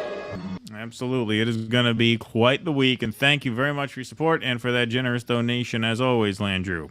Barbara Howard, thanks for the $5, said, I am marching tomorrow. There are 60 of us coming from Grand Rapids, Michigan. Beautiful. Good on you, Barbara. Wow. Excellent. All right. Excellent. Yep, Russ will see you out there. Movie Magus 2, thanks for the $5. Guys, you don't get it. He got the message. He's trying to lose because the next time they will get him in a subtle way, i.e. an insulin shot. You know, I thought, did he decide after the assassination attempt he doesn't need this shit? Possible. Not likely, but it's true. I don't think he has so. not been the same. He's not been the same. I mean, I shouldn't say that. He has been the same, but the campaign has fallen apart. Yeah, that's what I'm saying. He's the same crazy bastard. He's the same bastard, but the campaign has no direct. It's like I don't know, maybe all the talented people on his staff were like, damn, we better quit this campaign or we're going to get fucking whacked. So all the crazies are left. Because since then, he's been horrible, starting with that convention speech where he could have opened up a big lead, and we were left with our jaws on the floor after that speech. We're like, what the fuck did we just watch?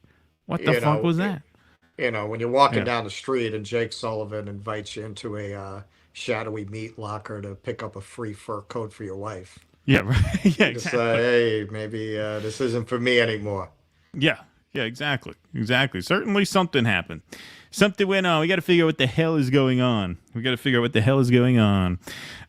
Okay, all right. We are going to keep moving. We got plenty of super chats and Rumble rants, which we will get to. But since it is convention time, why don't we take a quick trip back in time to 2020? Bernie Sanders reminisced with Theo Von a little bit, where he admits pretty openly that he got screwed and took it like a good little boy.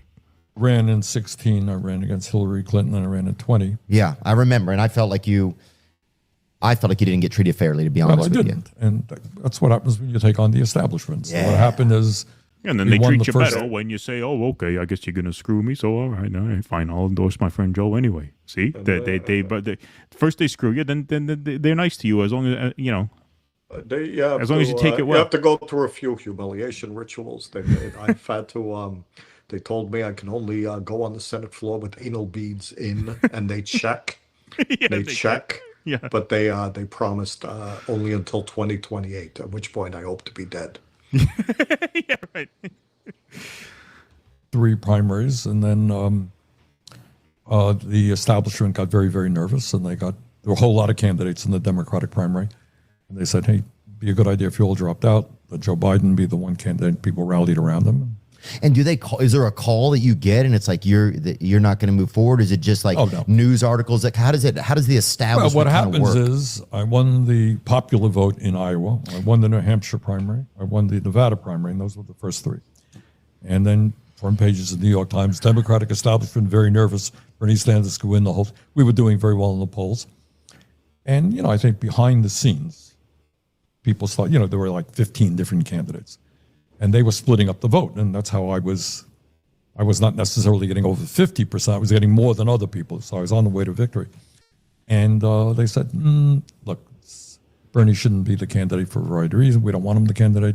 Drop out. And then on one day, a lot of people, 1 or 2 days, a lot of people. Okay, so we know who the they is. We know it's Barack Obama, but we know he won't say that because you can't cross Barack Obama when you caucus with the Democratic Party. And we all know, for a variety of reasons, we all know what the main reason is, which is that he was going to try and reorient society away from the current power structure where the people that the Washington Post likes, who don't talk about down payments on houses even, and he went further than that, they did not want a restructuring of society in that way. But notice just how vague he is about this, how unwilling he is. Even in this candid moment, he's still not willing to say Barack Obama called Pete Buttigieg and told him to drop out so that I'd lose. Because we all know that is what happened. Everybody knows that who's been paying attention. I don't know if this Theo Von knows it, but everybody knows that. But he won't name names. He won't name names. I got to say, when I get back from Chicago, I'll get back to work on my Kamala essay. But this is part of what I'm starting to think, because we were all speculating, why are these progressives all coalescing around Biden in this way? And it keeps reminding me of this line in Frank Miller's classic Dark Knight Batman comic, when Batman sees the mutant leader for the first time, and even thinking of the Joker and the Riddler and Two-Face, he says, "This is a kind of evil we never even dreamed of. We only fought humans." I think whatever Biden's failings, he's human to them. And Kamala is a kind of evil they never even dreamed of. What are you talking about? Well, Bernie, AOC, Cory Bush, like, why did they all rally around Biden and try to keep him in the presidency? Because I think they looked at what Kamala is, and if I'm right, and I think I am, that she is something that the deep state's been working towards for more than half a century to get a perfect puppet in the presidency, I think that might be part of the reason. I think they looked what at. you're saying. I think they looked at Kamala the way Batman looked at the mutant leader and said, "I'll take the Joker." I mean, I think they're big pussies, and I think they thought what you thought, which is that Biden's too stubborn to leave, and we don't want to rock the boat. That's what I think. I think that's Occam's razor. That would be my theory. I don't know, man. I don't know. I think they probably have an insider's view of what Kamala is and why all these people are getting behind her, and they said, we're better off with Biden. Yeah, I don't know if I buy that, but all right, we will. I'll have to circle back. Dropped out. It was Joe Biden and me, and Joe had a lot of support, and all these people came behind him. And do you think that our election process is still democratic? Do you think it's still? Yes and no. I mean, you want to run for office? Can you? Yeah, you can. You got a certain number of signatures, but if you're going to win, and I have 10 times more money than you do, I will beat you 95% of the time. Wow. I mean, that's a fact, right? Right, 100%. You'll beat me. Maybe if you're really an exceptional candidate and I'm a real idiot, you will beat me once in a while. But by and large, the money people will win. So if you're asking me, are we a democracy? In one sense, we are. All right, you can run for office. You can raise your issues. On the other hand, in terms of who has the real power, money people do. And I use the term oligarchy. An oligarchy is a society where small numbers are very good. Yeah, we ain't listening to all that free Palestine. The point is that when Tusker did a show with us, she said something really interesting. This was a while back. I don't even know what the episode was, but she said, Bernie really doesn't understand mass politics as much as people give him credit for. And it's true, like his movement and Trump's movement represented a mass politics to an extent that we are not used to in this country. We're used to Kamala's the candidate. You will vote for Kamala. That's it. That's the opposite of mass politics. Right. Bernie does not seem to understand. For a guy whose campaign slogan was not me, us, he doesn't seem to understand that in a mass political movement, the leader must be accountable to the members of the movement. So when the phone call is made to screw over Bernie Sanders, that was not just a phone call to screw Bernie Sanders. It was a phone call to screw over the 1 million+ volunteers who gave a year of their lives and money they couldn't spare to try and help you become president because your policies uniquely were equipped to help them when no one else was talking about universal health care, right? Forgiveness of medical debt, things like that. And so by making that phone call to clear the field for Biden, they were screwing over the members of your movement. And if you actually understand mass politics, you as the leader are accountable to your people, which means you have to stick up for them and at the very least withhold your endorsement until Biden makes a lot of significant policy concessions. And by concessions, not I'm going to fight for a law that would fight price gouging. No, 5 day one executive orders. You will publicly promise 5 executive orders on day one of my choosing, or we will not endorse you. That's what you would do at the very minimum, at the very least, if you were actually accountable to your movement. Instead, we all remember being locked in our houses in mid-April, seeing Bernie up there, yep, I intend to support you, without consulting with his movement first. He didn't consult with us first. He didn't send out emails, hey, what do you guys think about this? He made the decision unilaterally to allow the Democrats to waste all of his 1 million volunteers' time and hard-earned money and effort. That's not mass politics, and that relates to the segment that we did in a previous show about the progressives who were ready to boycott the Biden ticket, but now they're falling in line behind Kamala Harris. Like, they don't understand movement building either. Like, if you're going to have a movement, there have to be certain standards, certain red lines. Genocide is one of them, which is why, if you remember, post October 7th and for Russell post Dissident Douchebag Conference, we had a sort of gut check about, okay, yeah, things could get nasty in this space, but we should also keep our heads and be able to distinguish imperfect friends from deadly enemies, right? And I still think that that's true. And so it is in that spirit that we said, hey, when Kyle endorsed Jill Stein, people were like, well, isn't he a hypocrite? We're like, yeah, kind of, but we'll take yes for an answer. Like, whatever. We arrived at the right place, whatever. Like, we're not going to do a video giving him major props, but we're not going to, pick a fight over that, whatever it is. But now you turn around. This is why there has to be accountability. Now you turn around, and all of a sudden they swap it out for Kamala. Boom, Kamala, Right. Kamala. Right. You can't build meaningful political power. I can't even. Way. I can't and with even guys imagine. like Bernie at the helm, it's no wonder that it failed. I can't even imagine. How do you? Oh, because she picked Tim Walz. Because of that, a guy that most people didn't hear of 2 weeks ago. They had no idea who the fuck this guy was. Right. Because he poses with baby pigs. Right. It's ridiculous, and it's really pathetic. You're representing your movement in that way. That all it takes is just that little embarrassing. Look, we didn't go for the IDF guy who calls protesters KKK members. Right. That's all it takes for you guys to roll over and show your belly for a Right. scratch. That's it. That's all it took, right? So why would they take you seriously? This is, I think it was Greenwald who wrote about this recently. No, he did a segment about this. How disgusted power is by you. They find you disgusting. You know how royalty, the real toadies, they just right? Right. That's what you are to them. Right. They have so much more respect for Mitch McConnell than they're ever going to have for you. They have no respect for you. You are shit on the bottom of their shoe. That's right. You are a dog to them, because clearly all they have to do is just make the merest gesture in your direction. Oh, well, that's it. That's all I needed. Yep, I'm voting for Kamala. No resolution of the Israel conflict. Your guy Waltz over there, he's taking pictures with Netanyahu.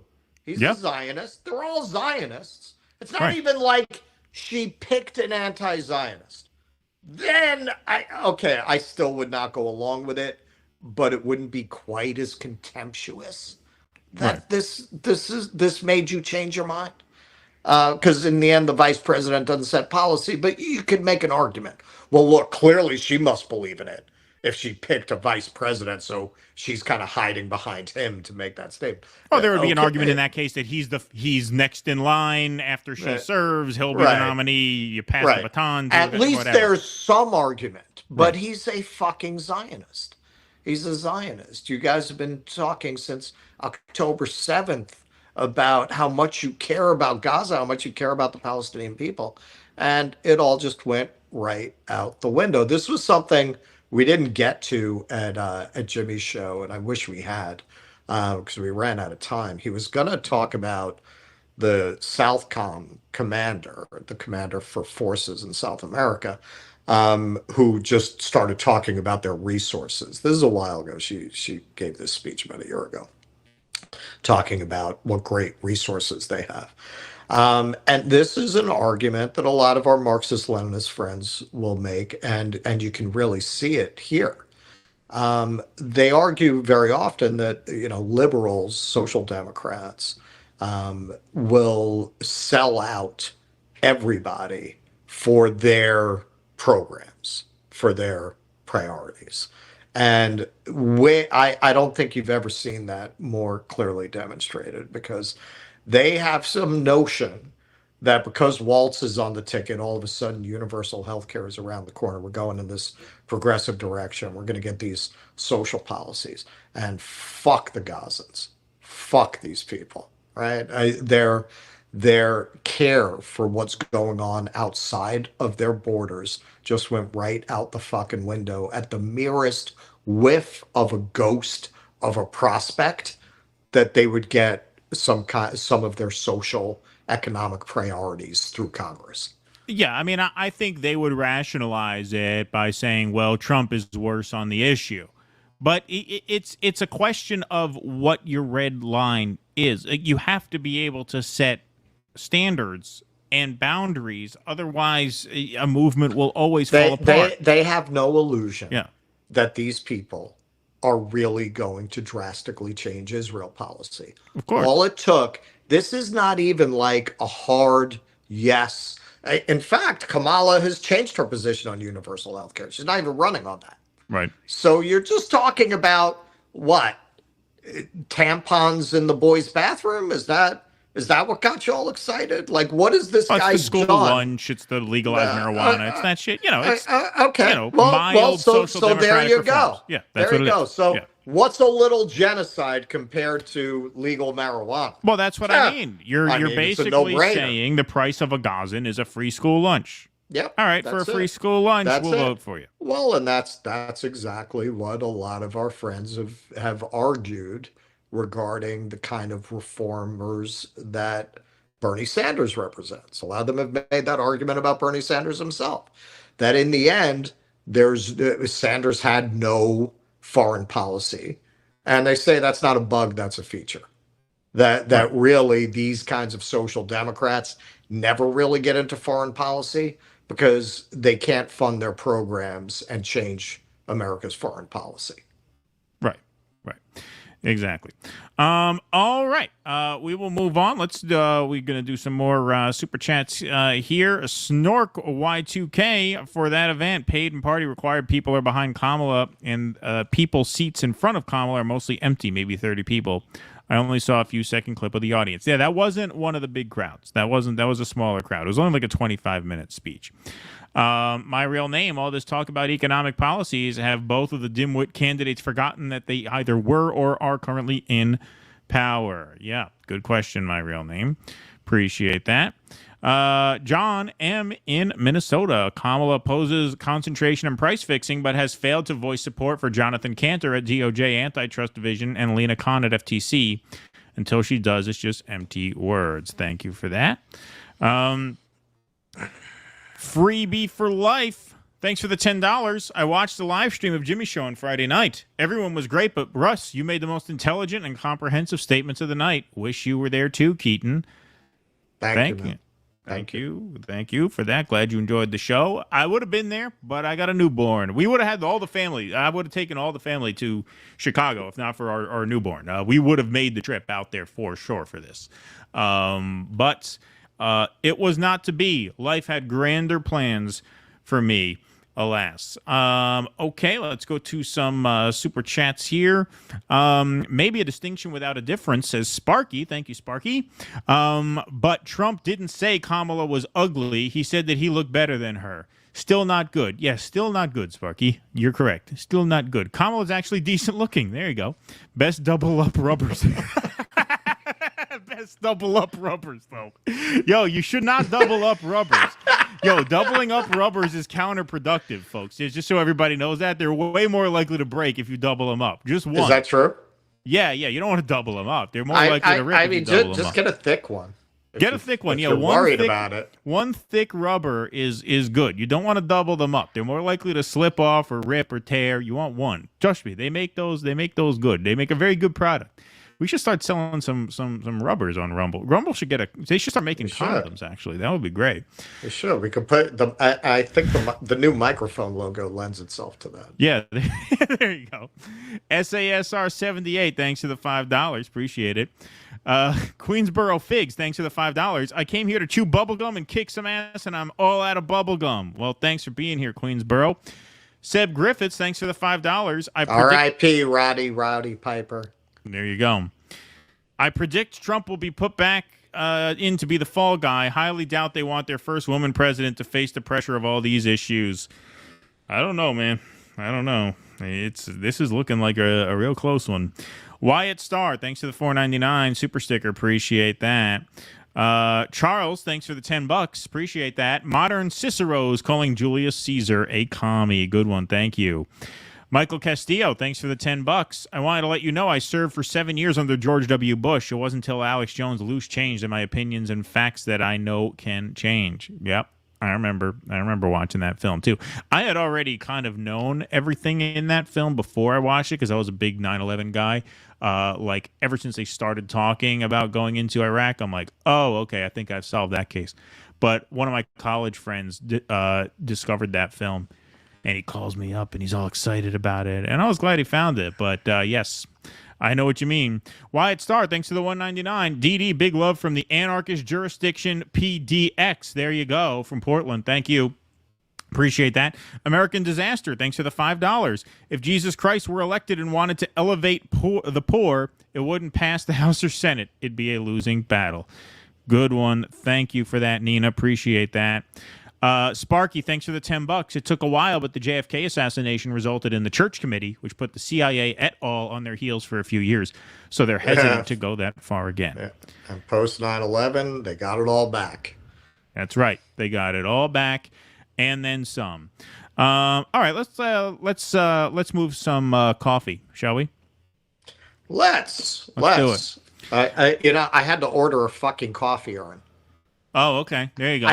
Why don't Airbnbs ever have a goddamn fucking coffee maker? They never have one. I don't know why. It seems like such an obvious, and this isn't even like I'm in Europe. This is Things America. gotta change around here. We fucking drink drip coffee. This is America. This is America. I thought this was America. I thought it was America. Where's the coffee maker in this Airbnb?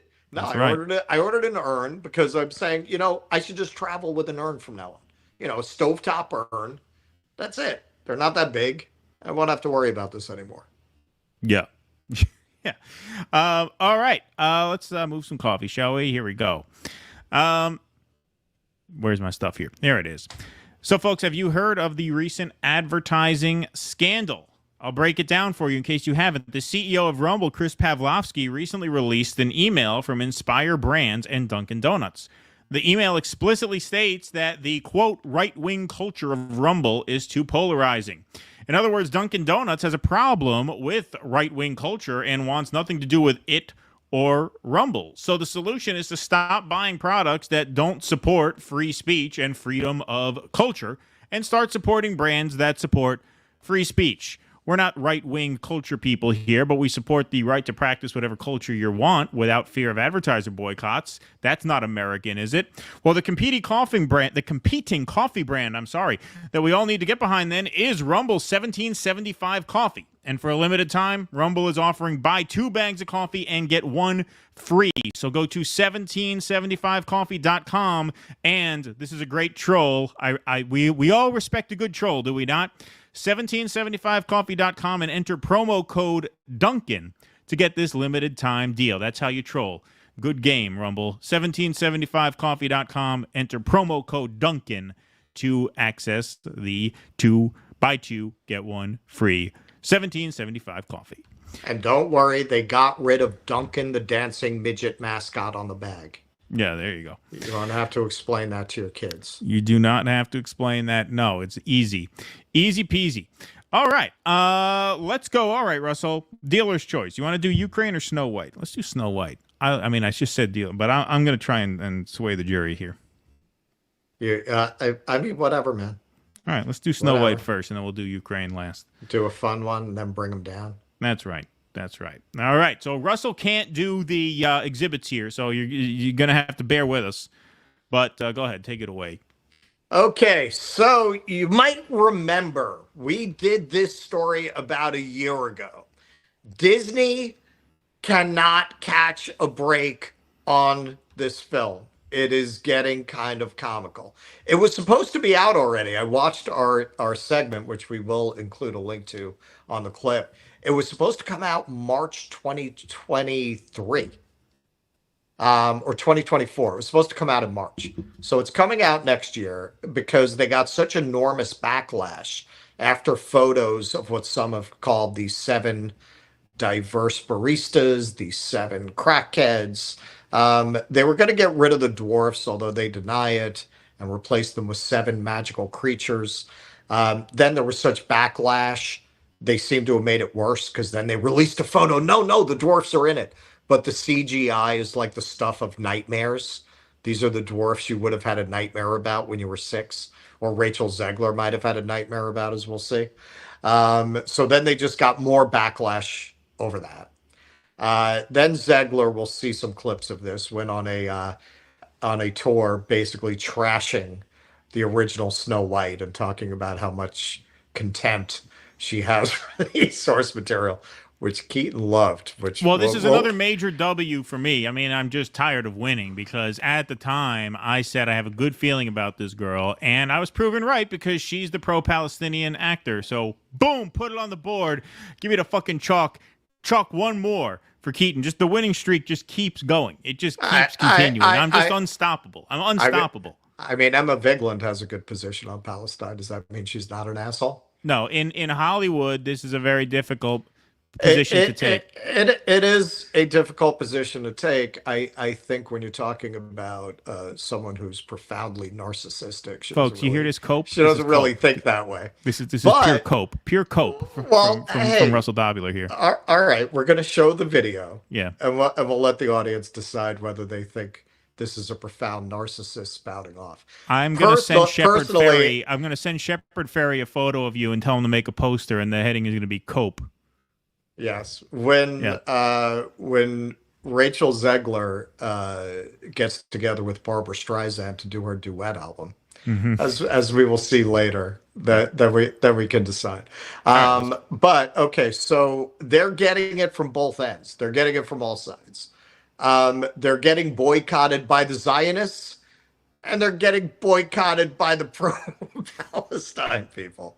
So Disney's Snow White remake sparks boycott calls over Gal Gadot's casting and co-stars pro-Palestinian stance. All right, so let's go to that. As online calls to boycott Disney's live-action remake of Snow White circulate due to the casting of Israeli actress Gal Gadot, the film's other lead stirred further controversy with a pro-Palestinian message igniting dueling boycott campaigns. On Monday, the release of the film's trailer caused an uproar on social media, with many pro-Palestinian users calling to boycott the film due to the casting of Gadot as the evil queen. Quote, Gal Gadot is a pro-Israel terrorist and Disney is a, see what I did there? Yeah. Fan of the Playground organization ran by Jewish Zionists.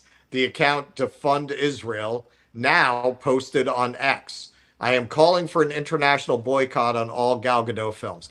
Okay, so listen, keep in mind this is Haaretz. So the tweets they chose to highlight are obviously going to be the ones that imply that people who feel this way are crazy anti-Semitic racists. So keep that in mind. Quote, boycott Snow White because the evil queen is actually evil and is complicit with the genocide of the Palestinian people. That's a straightforward one. Gadot herself has thus far remained quiet about the firestorm surrounding the movie, but her co-star Rachel Zegler, who plays Snow White, did not. So this was what she tweeted out on August 12th. I love you all so much. Thank you for the love and for the 120 million views on our trailer in just 24 hours. What a whirlwind. I am in the thick of rehearsals for Romeo and Juliet, so I'm just going to get out of here. Bye for now. And then she decided she didn't want to leave it there and added, and always remember, free Palestine. That's right. Now, this is not the first time she's tweeted that out. Listen, Keaton, I promised we are going to promote your not at all creepy adult male fans of Rachel Zegler fan club at the end. At the end, but we got to hold that. Right now it's got a membership of 1. Disney's Snow White trailer receives massive backlash and dislikes. So she left that out, mentioning the 120 million views, but she didn't mention that this is probably the all-time greatest ratio a trailer's ever gotten. Disney's live-action Snow White trailer has been released and has received an overwhelming amount of dislikes. Released on Saturday, August 10th, during the same time as the Disney D23 Expo in California, the trailer for the film has been bombarded with a wave of negativity. At the time of writing, the film's trailer on YouTube has 69,000 likes and 738,000 dislikes. So, you know, I assume she's aware of the ratio, but she put a good face on it. Thanks for the 120 million views. So this is how most people even became aware of who she is. She went on a basically burned down Snow White press tour. So here, Rachel Zegler is single-handedly destroying the new Snow White movie in Disney. I think a lot of hands have played a part in that. My TikTok feed is full of people on all sides posting about her holier-than-thou crappy attitude. She is turning Disney into the next Bud Light. Again, I wouldn't put that all on her slender shoulders. All right, so we have a video of Zegler's greatest hits. So let's take a look, and then you can decide whether this is principled activist or narcissist that no one's ever told to shut the fuck up. Came out in 1937, and very evidently so. There's a big focus on her love story with a guy who literally stalks her. Yeah. Weird. Super weird. So we didn't do that this time. Cast a guy in the movie. Right. Andrew Burnap, great dude. All of Andrew's scenes could get cut. Who knows? It's Hollywood, baby. If I'm going to stand there 18 hours in a dress of an iconic Disney princess, I deserve to be paid for every hour that it is streamed online. I was scared of the original cartoon. I think I watched it once and then I never picked it up again. Like, I'm being so serious. I watched it once and then I went on the ride in Disney World, which was called Snow White's Scary Adventures. Doesn't sound like something a little kid would like. Was terrified of it. Never revisited Snow White again. So I watched it for the first time in probably 16, 17 years when I was doing this film. It's no longer 1937, and we absolutely wrote a Snow White that is not going to be saved by the prince. She's not going to be saved by the prince, and she's not going to be dreaming about true love. She's dreaming about becoming the leader she knows she can be, Dreaming and the about leader that free her late Palestine. father told her that she could be No. if she was fearless, fair, brave, and true. Reality is that the cartoon was made 85 years ago. It's extremely dated when it comes to the ideas of women being in roles of power and what a woman is fit for in the world. And so when we came to reimagining the actual role, Snow White has to learn a lot of lessons about coming into her own power before she can come into power over a kingdom. She's not going to be saved by the prince, and she's the proactive one, and she's the one who set the terms, is what makes it so relevant to where we are today. The original cartoon came out in 1930. Yeah, okay. All right. Okay, so listen, you could go on and you could say, you know, the original is an incredible work of art, and it is. Actually, at the time that we covered this, because I don't think I've seen Snow White since I was a child, I went and I watched it, and wow. Yeah. I mean, when you're a little kid, you don't think about the artistry of what you're watching and just watching whatever they put in front of you. Mm-hmm. It is an incredible achievement, especially when you consider nothing like that had ever been done before. It's amazing how much of the visual vocabulary became conventional to animated films down to this day, and that they invented all of that. You know, you could say that and say, you know, there are a lot of the relationships and the assumption of male and female power that we're making some updates to, and, you know, only the real crazies would have taken offense at that. You know, Ben Shapiro would have done a monologue about it. But that's really not what she did. And as somebody who comes out of show business, the way she threw her co-star under the bus there is probably the most damning thing in the entire sequence. Hey, they could cut all his scenes. Yeah. It's Hollywood, baby. Oh, it's a joke. Oh my God. It's a joke. They're not going to cut the right. prince out of the film. Hey, maybe they'll cut his scenes. All right. You know, it's a joke. Being from the She's business. being funny. Yes. Okay. Being from the business, you know that is not something you go on camera and say about your co-star. I mean, she's a kid who's joking around. I got good vibes off of her from the very beginning, and I was right. I'm vindicated once again. I was right. Who else has said Free Palestine? What other actors who are working have said Free Palestine? I mean, very few. A few, but John not... Cusack. When was the last movie he's been in? If John Cusack were cast as Gaston in Beauty and the Beast, you think he'd say Free Palestine? I don't know. Maybe. Right. You do have a few She's a star. who are more her generation who have. But you're right. It's very rare. But for me, I feel with somebody who's so repugnant, you're helping John McWhorter to make the argument that people who believe this are just repulsive, woke idiots. Right. And it's not helpful. Okay, so because she has a problematic opinion about an animated prince from 85 years ago, that makes her a liability to the Free Palestine cause. It's the entire way that she carries herself. And Yeah. ultimately, they did sit her down, and she retracted all of that to try to save the movie. In the end, I went back and I watched our original segment. I have the same take. In the end, she's 23 fucking years old.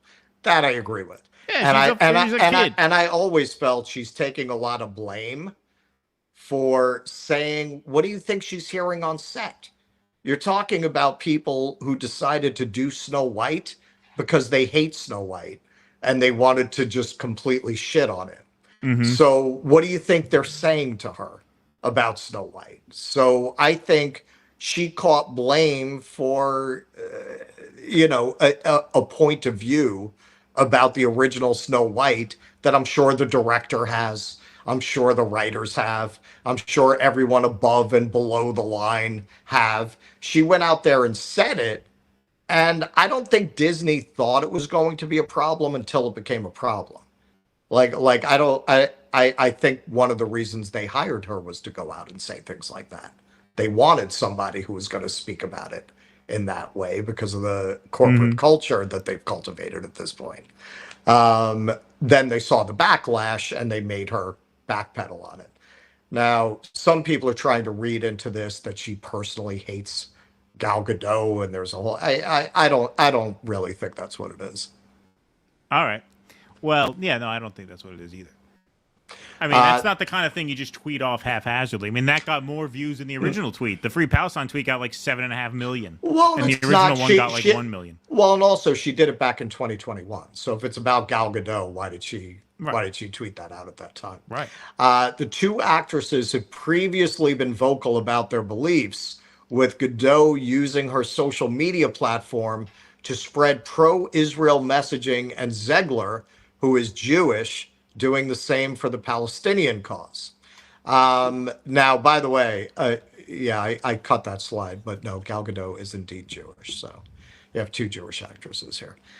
On October 7th, the same day Hamas waged an attack on Israel's southern border communities, Gadot took to Instagram to express solidarity with her fellow Israelis. Quote, "I stand with Israel," she wrote at the time.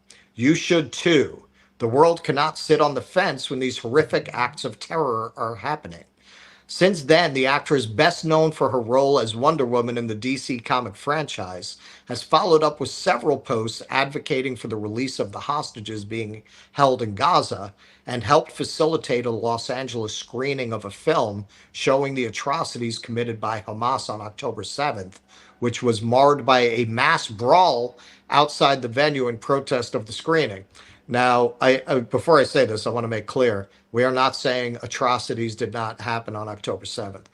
That having been said, there is this infamous film that has never been released to the public. And I am of the opinion that if that film's footage were all authentic, and we have seen cases in the past of footage getting released that turns out to have been from fictional films or from other time periods, I think it would have been released to the public by now, in my opinion.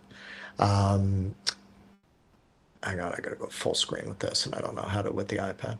"I am sending my love and prayers to my fellow Israeli citizens, especially to all the boys and girls who are risking their lives protecting my country against the horrific acts conducted by Hamas, who are hiding like cowards behind women and children. We shall overcome. Shabbat Shalom." Okay, so that's where Gal Gadot's at. In contrast, Zegler, who has starred in such films as West Side Story and The Hunger Games, has publicly called for a ceasefire in Gaza. On January 28th, she posted a story to her Instagram urging her followers to ask their representatives to demand an end to the war, and shared a donation link writing, quote, "Have you donated today? Have you called your government leaders to put pressure on world leaders to call for a ceasefire? Your activism should go beyond your social media." And I think we have her tweet. Yep. Yeah. All right. So this is back in 2021. But so this was this was around another surge in violence. This was around May of 2021 was another major Israeli offensive against Gaza. Yeah, and I'm making the point that a lot of people for clickbait are trying to claim that that was a troll on Gal Gadot.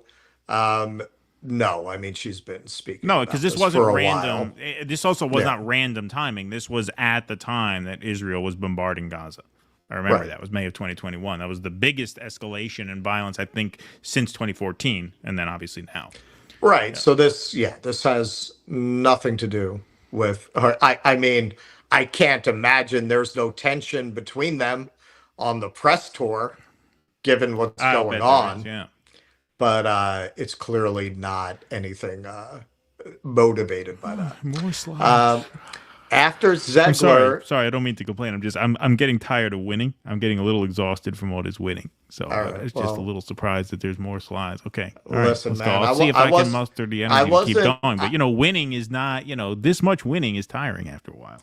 I wasn't even gonna get to the last slide, but now you're gonna force me to. I wasn't really. I was like, yo, man, I don't want to drop that on Keaton, man. He's my buddy, but now I'm going to have to. After Zegler posted her statement, a new round of calls to boycott the film sprang up on social media, this time from Israel supporters. Rapunzel, I'll be boycotting the movie only because of Disney going woke and because of the awful pro-Hamas actress they hired for Snow White. I would otherwise love to watch the movie just to support Gal Gadot. This is really a cursed project. Well, this clinches it. Definitely not watching the new Snow White now. Rachel Zegler has shown her hateful anti-Semitic nature. This is hard for me to say. Disney cancel the film and start over with someone else, but keep Gal Gadot as the queen. Okay, here we go. Okay. Now I believe this is my mic drop moment. I believe we're at the last slide. Okay. Zegler considers Barbra Streisand one of her primary influences. Oh, in 2022, Streisand sent Zegler a copy of her album Release Me Too and a copy of a book called Streisand from A to Z, along with a note reading 4R from B, to which Zegler responded, "There's simply no way this is real." Nice try, my friend. Nice attempted guilt by association I was not being fanciful about Barbra Streisand. Yeah, that is one of her primary influences. Yeah, as a singer, as an actor. I mean, nice try. Nice guilt by association smear there, but no, sorry, swing and a miss. Swing and a miss. It's still an overwhelming when you call victory somebody one of your primary influences, you haven't looked into their views. I mean, Streisand is pretty infamous for her views. She's on very Israel, famous she's for a her Democrat. politics. She's known as a shit-lib Democrat. Is she a famous Zionist? Come on, you're reaching here. You're stretching. Take the L and move on. I am saying that you had this kid all wrong. Look, you're not alone. A lot of people have this kid all wrong. I am saying that you are endorsing Barbra Streisand's clear successor on Twitter. Yeah, right. Yeah, exactly. She's Barbra Streisand's clear successor on Twitter because as a teenager, this is recent. This is recent. 2022, right? So what? So what was she? 21 at the time? Okay, so as an aspiring musical theater actress, she looked up to one of the most iconic musical theater actresses of her time. It's not like Golda Meir was her, one of the most famous shit libs of all time. Oh, what a reach. I could feel you're from Chicago. I could feel your hand on my shoulder all the way from Chicago. That's the kind of reach that was. That's why I didn't want to drop it. Yeah. Oh, be careful. Don't hurt your arm. You don't want to ice your arm. You're going to need your strength for this weekend. Okay. You don't want to dislocate your shoulder with that reach. No, but in all seriousness, you watch that montage and you feel that was great. I mean, she's a bubbly, young, carefree kid who doesn't realize that, hey, I just got paid millions of dollars to be in a movie. Now I'm trashing the movie. Like, yeah, it's not the right thing to do. But the fact that she seems so oblivious to how wrong it was, I don't know. There's a certain spunkiness about her that I picked up. I got good vibes. Look, this is the era of vibes.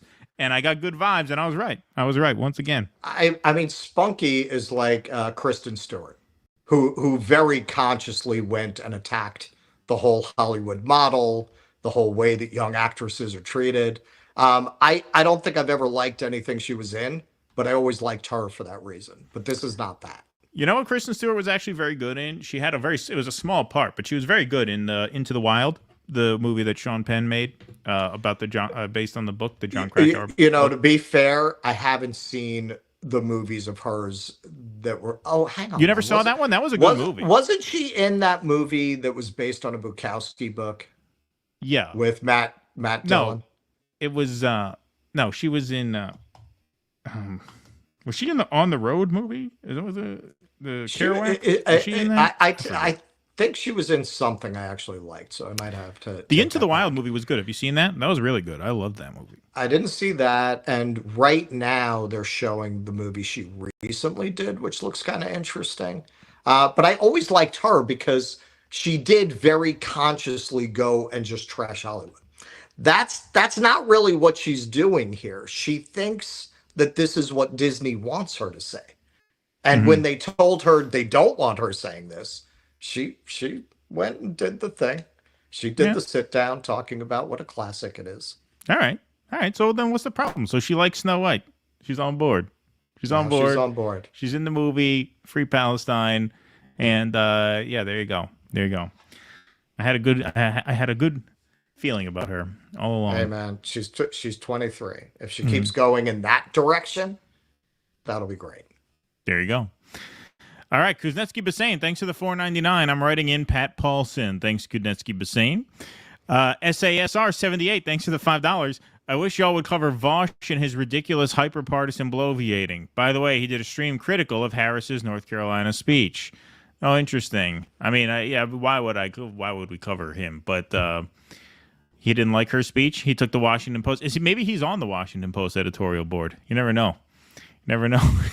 Maybe he's a signatory of that article. John Freeze says one reason Trump may not be taking your political advice, Keaton, is because he almost got shot, so he doesn't want to try hard. But that was a theory I had. Another reason could be he is a boomer who can't learn a new approach. I think that's it. I mean, that's what Russell's saying. I think Russell's right about that. I think this is just the guy is clearly incorrigible. You know, he's a rich guy, he's a famous guy. Those types are not used to being told no their whole life, and he's not able to adjust.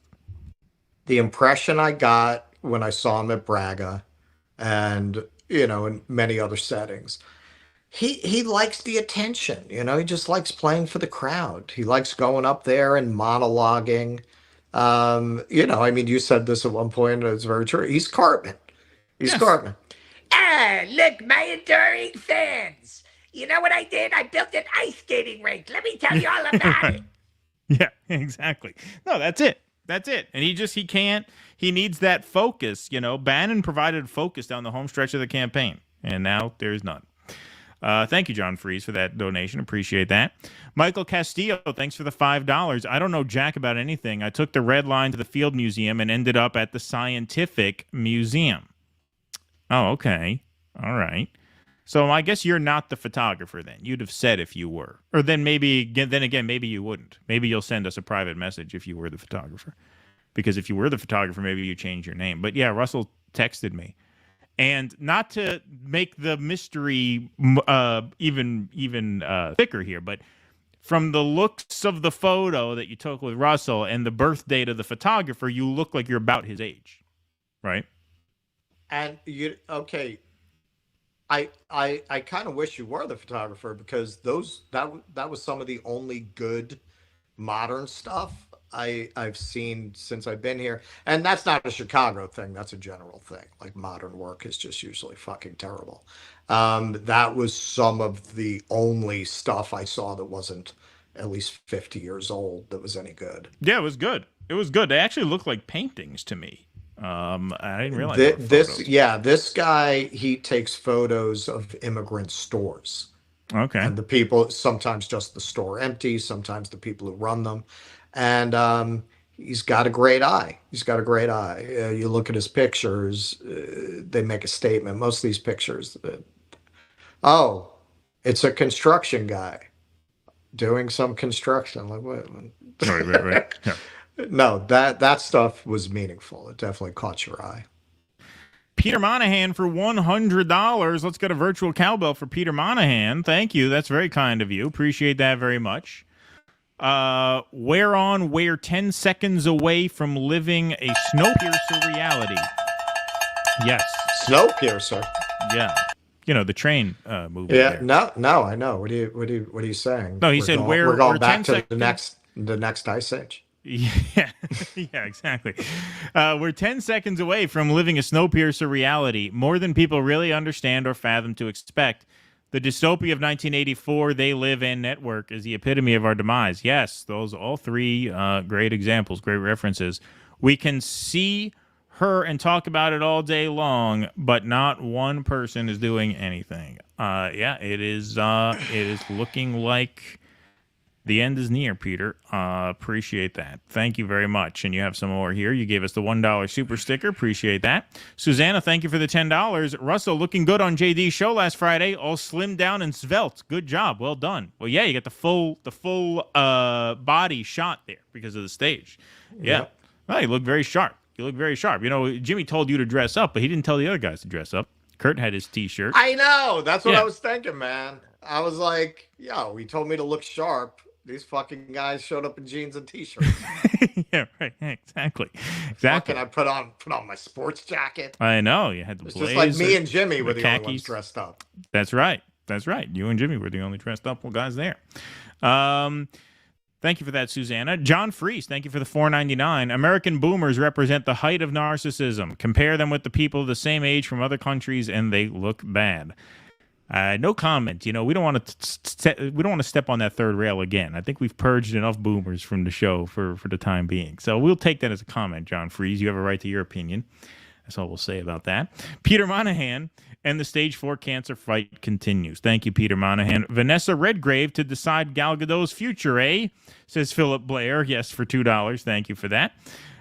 Christy Knight, thanks for the $10. I realize I sent mail to your Gmail at a busy time. I'll send it again. It's info for you two and Jimmy for interview with Anne Frank's posthumous stepsister. She's wonderful. Please check it out. Okay. All right. We will. Thank you, Christy Knight. Crown Heights Brainiac, thanks for the $9.99. Rush is stretching more than Mr. Fantastic at this point. An ally of mine in the chat. I think most of the audience still is with Russ, but you know, you guys got to be a little bit quicker on the uptake here. I mean, look, you can't say that she's informed enough to have a meaningful opinion on Palestine and say she doesn't know who Barbara Streisand is, except for her singing. All right. You can't. Those two things don't go together. Cope. She heard an album once. That's all. She has no idea who she is or what her politics are. Russ is speaking so willfully about Zelig. You mean Zegler, the Easter Bunny, and Jason Voorhees landing on the moon was profoundly touching. What was that? Was that a reference to the show? The Jimmy Dore show? Russell speaking so wistfully about Zelig, the Easter Bunny, and Jason Voorhees landing on the moon was profoundly touching. Zelig, I mean, so if you're not talking about Zegler, are you talking about the Woody Allen Zelig film? is the Woody Allen movie? Yeah. When did I don't talk remember about that. Louise Brooks, thanks for the $5. The DOD just dropped a memo about logistics if they have to induct 300K to 1 million people into the military to handle any emergency issues. They're planning a tabletop exercise. We know what that means. Thank you, Louise Brooks. Appreciate that very much. Doc Durkin, thanks for the $2. Trump needs a private screening of Being There so he can embrace his inner Chauncey Gardner. Thank you. My real name, you could dip your rumble rubbers in the rumble. You could dip your rumble rubbers in the rumble coffee flavored condoms. Does latex melt? That's a good question. I'll bring that up to the rumble people next time I see them. Next time, that would be a good pitch. Dave Morrison Show Care, thanks for the $5. Says Gal Gadot is actively serving. Is she actively? In the Israeli military like as a we reservist? Speak. Wow. Okay, so she's 100% complicit in the genocide of the Palestinian people. Wow, so she's actually serving now? Well, I guess she won't be, I guess Zegler won't run into her. She did, like, active service. Oh, yeah, I know that. Yeah, I know that, but is she there now? Wow, that's amazing. All right, thanks for that. No, David. is she there now? That's what I thought she's out on a press tour with Zegler right now. I don't know. No? I'm pretty sure she was at D23 with Zegler. And that was like last week or 2 weeks ago. Interesting. All right. My real name, thanks for the $5. I know how Disney can resurrect its ratings reputation. Godot versus Zegler in a cage fight to the death, or dwarf porn. There you go. Thanks, my real name. Let's see. Yeah. Okay. All right. Predator says, Harvey Weinstein, free Palestine. Keaton, you see, I've been saying he's a good guy. Yeah, okay, yeah, totally the same thing. So a hypothetical situation in which Harvey Weinstein would say free Palestine, which he never would. A hypothetical compared to what we have here in reality. She's definitely being insufferable and confidently ignorant on purpose. Yeah, that repulses people. All right. Shineability, I bet Zeg was still voting for Kamala. She probably is. That she probably is. I would say that is what I think. Yeah. That is what I think. I think it's Emma Vigeland taking a good position on something. See, if you found the tweet where she was backing Kamala, that would have been better than the Streisand. Give it a couple of weeks. There you go. Yeah, she'll do a tour with Taylor Swift, the Kamala Harris tour. Yo, when Taylor Swift endorses Kamala, that's gonna be it. That's gonna be the clincher. Man, there's gonna be a MAGA meltdown that day. You know, I mean, damn. That'll be quite something, huh? Hey, guys, who's the bigger self-hating Jew, Zegler or Stein? Thank you for that. Are you supposed to appreciate that? She's half Colombian, so she's only half self-hating. There you go. That's right. She's Colombian and Polish, actually. All right, we're going to do one more segment tonight. I guess we'll do Ukraine, and we'll save Stephen King for another time. Ukraine is more newsworthy, I think, is it not? Than Stephen King? Yeah. I don't know. Have you read Cujo? All right. You want to do Stephen King? We'll do Ukraine during the week. What does the audience say? Come on. The audience is going to vote for Stephen King. Stephen King, that's clickbait. That's fun. They might vote for the Ukraine. That's gossip, right? We all like a good, juicy celebrity gossip story, right? Stephen King, everybody's going to vote for Stephen King. How could you not vote for Stephen King? I think the chats are, yes. Okay, so far we're tied 1 apiece. Stephen King can suck it. Stephen King. All right, you know what we're going to do, folks? We're going to give you some time to vote. And in the meantime, we are going to plug the Rumble app. How's that? As the votes come in. Rumble's exclusive apparel has finally arrived. They are now offering 20% off all purchases in the Rumble store with the discount code DROP20. If you want to support the brand that's fighting for free speech and fighting for our First Amendment, this is the best way to do it. T-shirts, sweaters, hats, and much more. Go to rumble.store and make sure to enter DROP20, DROP20 as the promo code to get 20% off your entire order. They have some cool looking hats and shirts and stuff. Rumble.store, coupon code DROP20, DROP20, DROP20 for 20% off your entire order, not just one piece, the entire order. Rumble.store, coupon code DROP20. All right, cool. All right, let's take a look. Let's count some votes. King, Ukraine, King, Stephen King. Let's keep it light. Hate on King. Ukraine. We're easily the straw man. This is close. That's like a tie. This is close. This is like Venezuela here. What should we do? Can we do both? Because we're only spending like 2 minutes on Stephen King. All right, fine. All right, we'll do both. We're not supposed to do both. Jake is going to be mad at us because we're going to run long again. This is going to turn into a labor issue. Is what this is going to be, a contract. Come on, man. We make a couple of Pet Cemetery jokes, we're out. That's true. All right, fine. All right, we'll do Ukraine first, and then we'll end with Stephen King. All right, here you go. You're up again. All right. So don't at all be terrified, folks. We're not sleepwalking into World War III or anything. Kremlin accuses the West of helping Ukraine attack Russia. An influential aide to Russian President Vladimir Putin said on Friday that the West and the U.S.-led NATO alliance had helped to plan Ukraine's surprise attack on Russia's Kursk region, something Washington has denied. The lightning incursion, the biggest into Russia by a foreign power since World War II, began on August 6th, when thousands of Ukrainian troops crossed Russia's western border in a major embarrassment for Putin's military. Ukraine said the incursion was needed to force Russia, which sent its forces into Ukraine in February 2022 to start fair peace talks.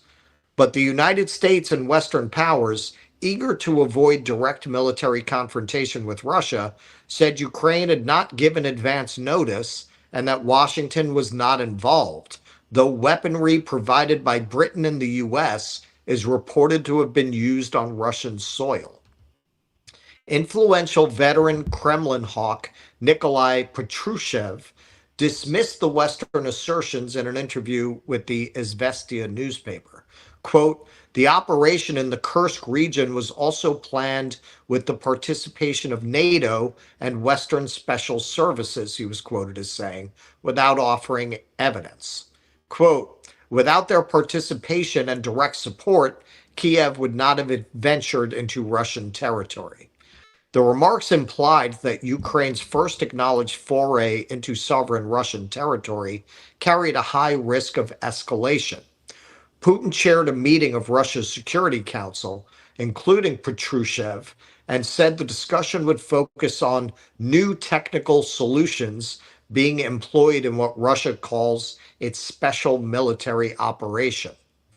Quote, Washington's efforts have created all the prerequisites for Ukraine to lose its sovereignty and lose part of its territories, Patrushev said. Ukraine said on Thursday that it had installed a military commandant in the area it controlled, even as Russia intensified its offenses in Ukraine's east. Russia's defense ministry, for its part, said it had repelled a series of Ukrainian attacks along the Kursk front line. Kursk regional governor Alexei Smirnov said Ukraine had destroyed a road bridge over the Sayam River in the region's Glushkovsky district.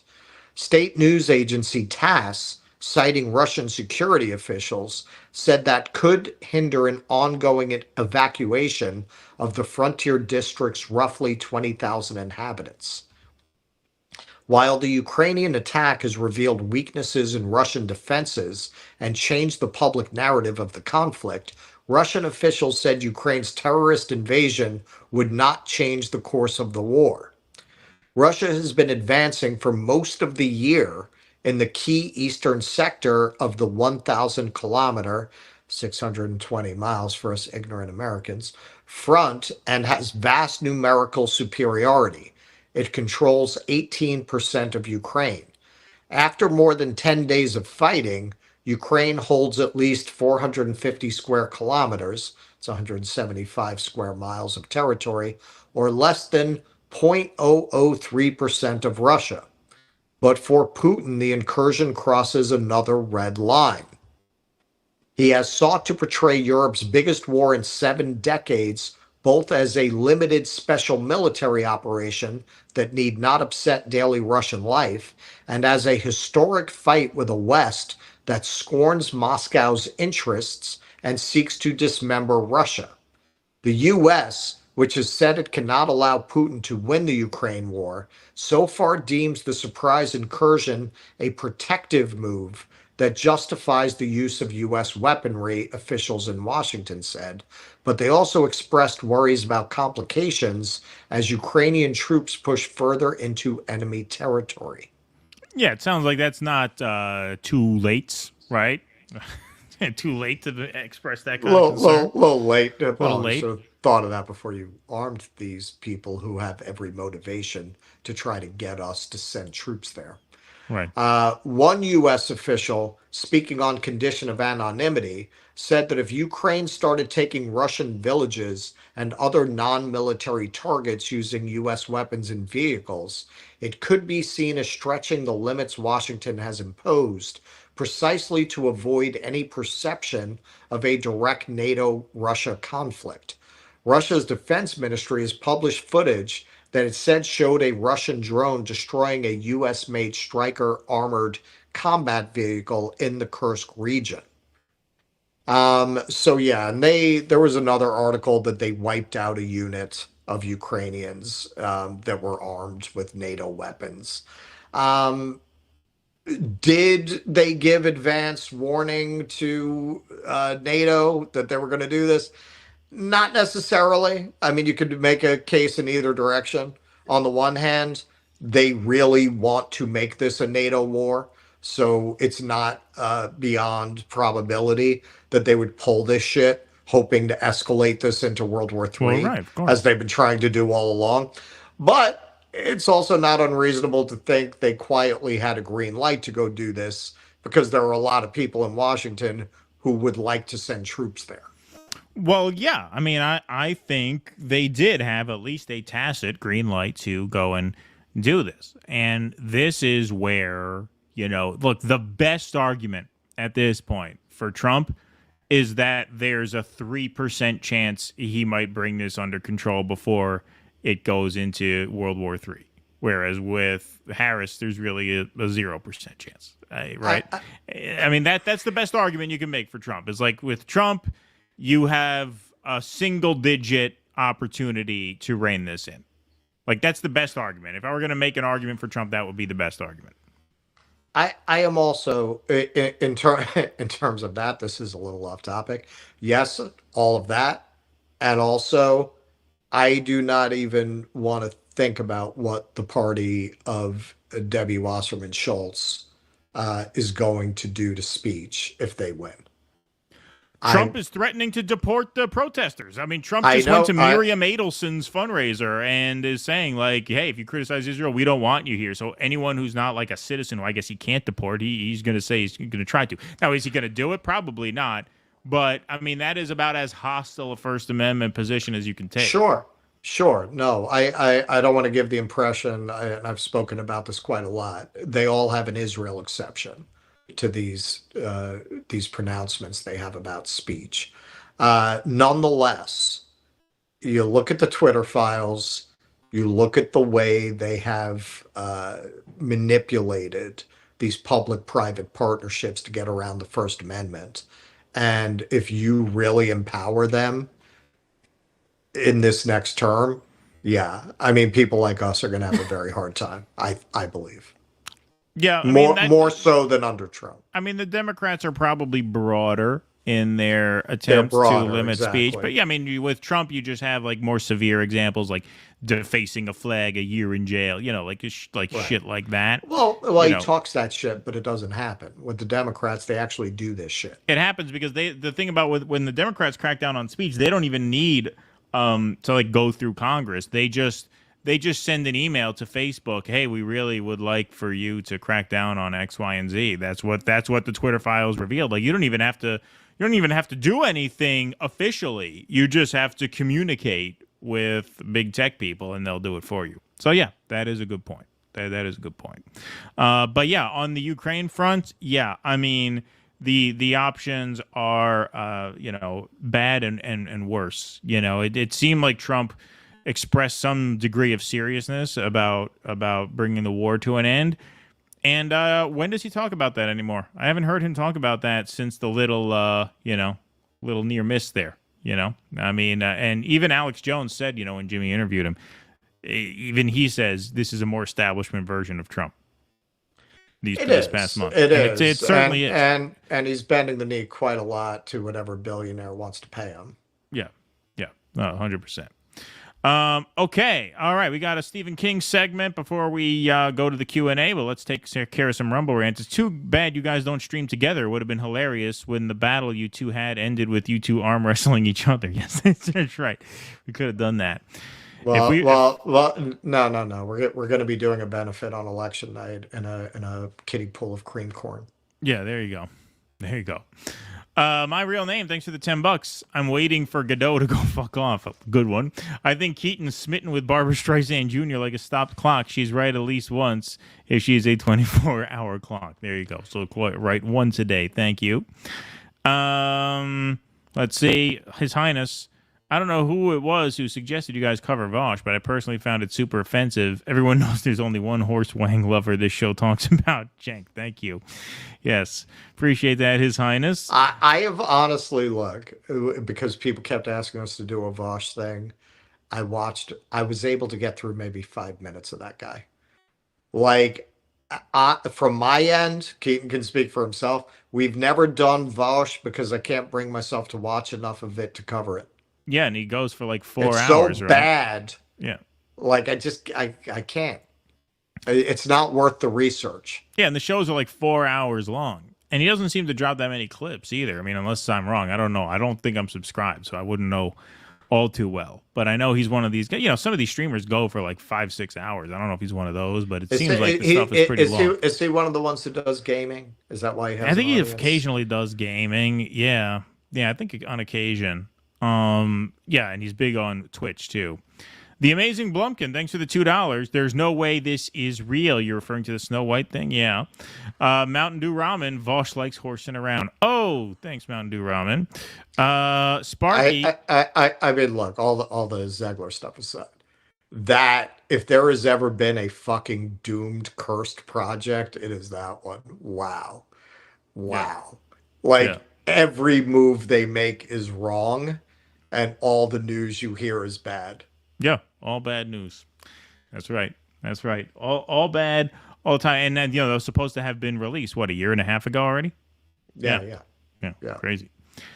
Sparky, thanks for the $10. And the trailer is terrifying. It's really terrifying. I don't think I've watched it. They put "Whistle While You Work" into a minor key. It's just creepy. It's like a mashup between Snow White and Don't Be Afraid of the Dark. There you go. Okay, folks, nobody in the studio until we cross over, please. We are almost crossing over. Sparky, thanks for the $10. Russell and Keaton's the yeah, it's especially important today because Russell's on the iPad, so it really makes it hard to operate the show back here if people call in too early. We're almost done. It's almost time. Sparky, thanks for the $10. Russell, in Keaton's defense, he did back you up against election legitimacy expert Craig Pastajardula and claimed Maduro lost in Venezuela, despite Blinken acknowledging Maduro won legitimately. I did not contest Pasta's assertion. Yeah, I did not do anything. Yeah, I did not contest his assertion at all. He's just asking questions. What? No, I just asked him a question. Yeah, I asked him a question. Questions. Thanks, I'll look into it. And I don't have a position. Yeah, I don't. My position is I don't believe in shutting down speculation, and I don't believe in jumping to conclusions because we like those conclusions better. That's all I'm saying. But what do I know? I'm not down there. I don't fucking know. I'm not in a position to say, no, this is what happened. I never said that. Nah, I did not argue with Pasta whatsoever. Not at all. We're going to drop that clip probably tomorrow. Thank you, David Santucci. So does Jake get overtime if you guys run long? No, but I'm worried he and Tusker are going to try to form like a union. I'm worried they're going to try to unionize. We don't like that. Then Russell and I, we're going to have to move to Alabama. We're going to have to move to a right-to-work state and incorporate down there, you know. So these are all things. It's what we call in the biz pulling a young Turks. Yeah, right. Yeah, exactly. So we're a little concerned about that. That's the only thing. Crown Heights Brainiac, thanks to the $4.99. If Mexico invaded Texas with Russia and China weapons, what would USA do? Yes, a good question. Wyatt Starr, thanks to the $4.99. Wall Street Journal article just reported that Ukraine and Russia have been and continue to trade oil despite the war. Oh, interesting. We'll have to look at that.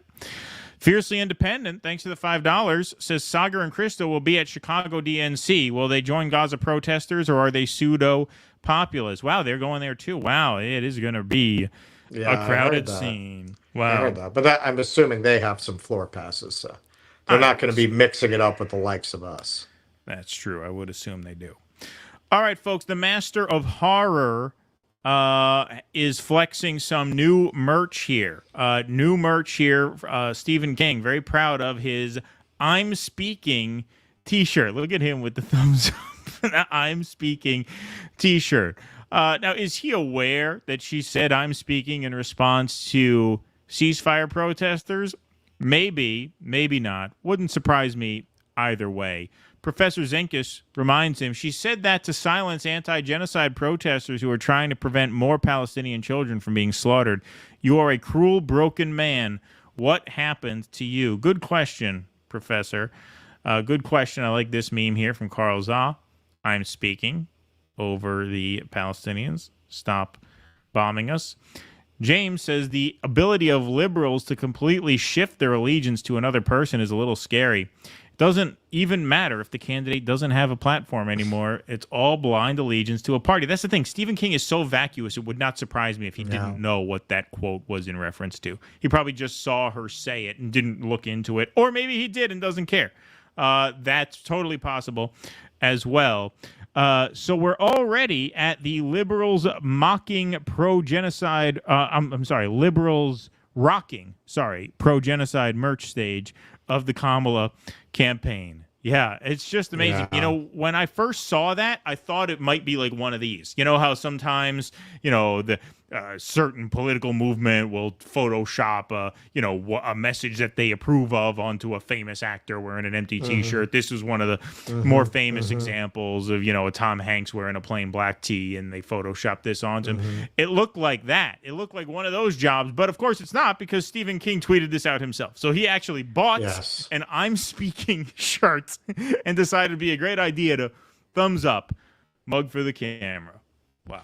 Okay, but you know what? I've thought about this because I lost interest in them the way you do any writer. If you read enough of their work, it gets repetitive. There's only so much any person has in them. They follow certain patterns in their books. I read every Stephen King book up through Pet Sematary, and then I was done. All right. He is the ultimate boomer. Like, if you look at his work, it is very much this vision of the boomer generation being the good guys, but in particular, the less radical ones. If you look at The Stand, the walking dude, who's supposed to be the devil, is basically a yippie in the 60s. He portrays him as having been at the edge of radical movements, and he's the one who stirs up the violence. He's the one who takes it away from peace and love. So he was always that way. If you remember, the way Firestarter resolves is she has to find a magazine. Spoiler alert, if anyone's planning on reading it. She has to find a magazine that's not corrupted by the government. And the final scene of the book is she walks into the offices of Rolling Stone. So it's not surprising that he turned out like this if you actually go back and look at his writing from his grand productive days. It was always this uber liberal boomer as opposed to left liberal boomer point of view. And he's just followed the path of that entire generation into Reagan light kind of politics. And I think with most of them, it's the frog in the pot of boiling water. Like I've said this when I talk to my father. My father is a Tom Waits song. He lives at the track. He lives at the track. He trains horses. This guy. He makes money training horses. He blows it at playing cards. I mean, he's a fucking Tom Waits song, and he's completely indoctrinated with this MSNBC shit. And I tell him, do you realize that these people, it's not like your day. It's not like Walter Cronkite, right? It's not like, these are not news people. Do you get that? They don't. It just happens so gradually. They think that these institutions that they grew up respecting and trusting are the same. It just happens so gradually, they don't even realize this is not grape juice, it's grape drink. They can't tell the difference anymore. Right. Yeah, and he is definitely, you're right, he is that personality type to a T. Remember when he got punked by the Russian trolls who called him and they tricked him into praising this, what was it, Stepan Bandera? He was a great man. And that's what makes me think like maybe he didn't even realize that she was, shouting down the ceasefire protesters, because he obviously had no idea who this Bandera guy was and just went along because he knew that was the right lib take, right? Anything Ukraine good. So he just goes along, right. Doesn't bother looking into it whatsoever. All right. Sparky for $10 says Kursk was a big embarrassment for Russia, but now they'll take off the gloves. U.S. was definitely in on it. Attack was planned for a while. Maybe Blinken was given plausible deniability, but I doubt it. Thank you, Sparky. Brandon Guillory, thanks for the $2. There's no use in doing YouTube leftist drama content. Yeah, that was one of our first commentator on commentator kind of meta segments that we did in a while, was the commentators coming home to Kamala. We hadn't done one of those in a very, very long time. And I agree. Generally, we're not really interested in doing that anymore. No. His Highness, can you guys do a story about Stephen King being sent to Ukraine? There you go. Are you posters? Say it, Ukraine so. Kurskis. There you go. Good play on words there. John M. in Minnesota, check out the new Atlas, Brian Berlatic, for the latest on Kursk. Wink. Thank you. Noah Goop says it doesn't necessarily matter whether they inform NATO directly. There are NATO troops already in Ukraine, which has been confirmed for months, as well as NATO offices inside Ukraine. They knew 100%. Yeah, I tend to think that they knew. I think you're right about that. Sparky, breaking news. Kamala's campaign just published her positions on her back, her knees, all fours, etc. Very good, Sparky. Thank you. You went over to Rumble for that one, so they wouldn't lock your super chat account. Is that what you did? You snuck around. We want you to stay in good standing, Sparky. Thank you. John Freese for $4.99 on YouTube says, my understanding is the incursion into Kursk required high-level NATO coordination. Stephen King with T-shirt is Exhibit A of the narcissistic boomer. Thank you, John Freese. Yeah.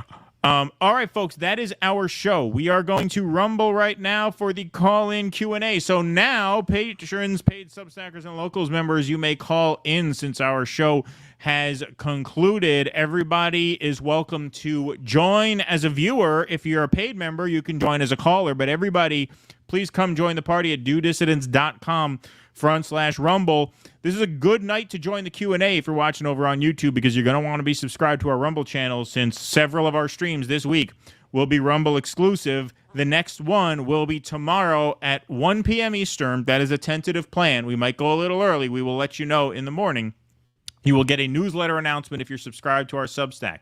So join our Substack. That's the free newsletter that tells you when and where we're going live. Tomorrow, the plan is, right now, 1 p.m. Eastern, exclusively on Rumble for the Coalition March on the DNC, live from the streets of Chicago.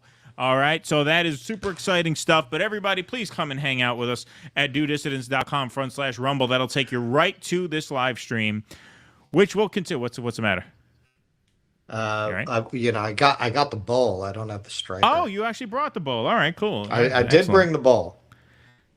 All right, folks. Well, that is our show. We will see you tomorrow, 1 p.m. Eastern. Unless you're sticking around for the Q&A, please do. If you don't want to stay for the whole Q&A, if you're on YouTube, come over and join our Rumble channel so that you're all set to go for this week anyway. DudeDissidents.com/Rumble. We're going to take a 5-minute break, and the party will continue for the after show Q&A over there until we see you again. Thank you for tonight. Be safe and be well. Courage. Please clap.